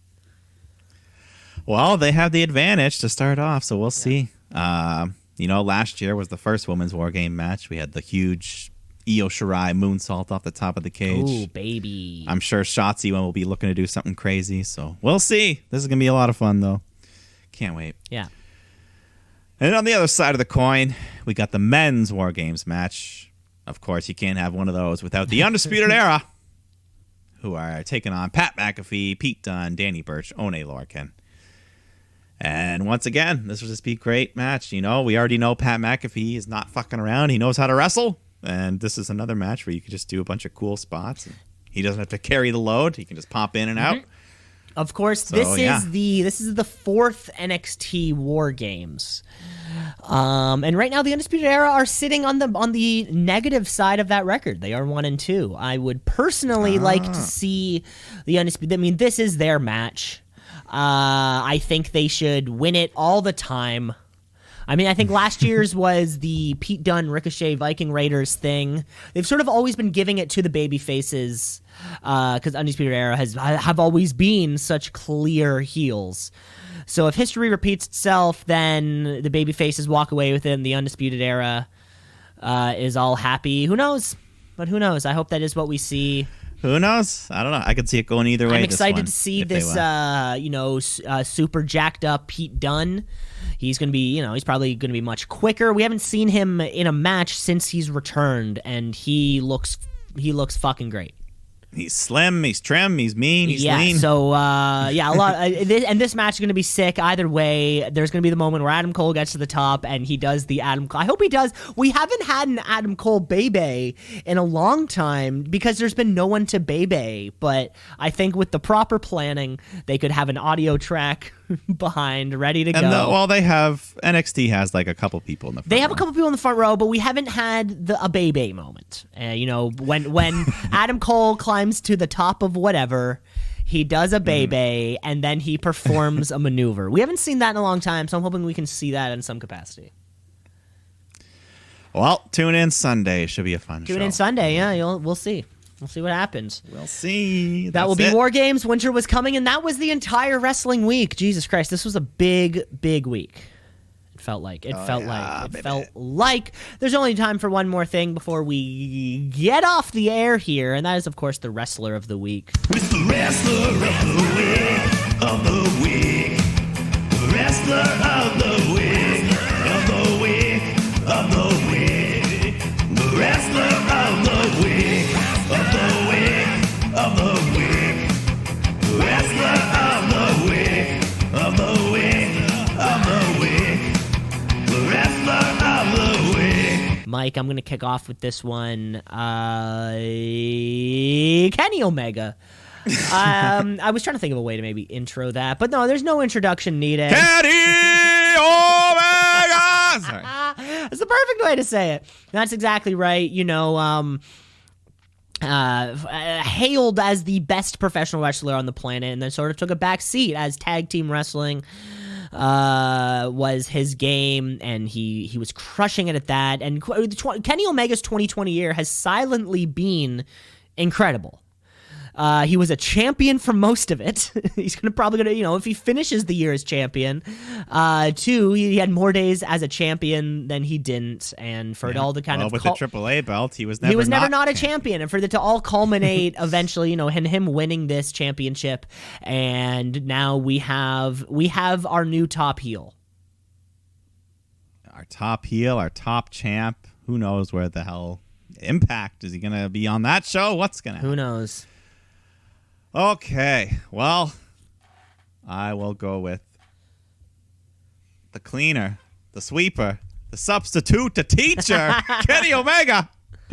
I don't know what the last part, but yes, unanimous Kenny Omega, of course. Unanimous. Doesn't happen. It hasn't happened in a few weeks, but wow, that's incredible. Yeah, but sometimes you just have to. You're right. It was so great to see on TNT. It was great to see two Canadians running away from the television production crew. Of course, Don Callis, also from Winnipeg, Ontario. That is exactly right. You can't say no to these good Canadian boys. Good fella. Good fellas. And that's all the time that we have for this week's podcast, because we have War Games coming up this weekend. I really can't wait. Remember to rate, review, like, and subscribe. The podcast is everywhere, and next time you hear our voices, we're going to be talking about some War Games, unless we have to start doing like 3 shows a week, which might actually have to happen. Remember when we were back in Saudi like this time last year?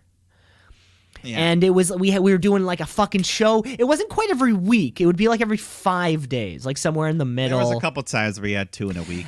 Yeah, because, I think due to the way the winter's probably going to go, we might have to get ourselves back to that lineup. I probably have the time. We have the Wrestle Kingdom's coming up. So. We should at least maybe think about how those seeds are being planted over this next month. To kind of keep ourselves informed in what's going on.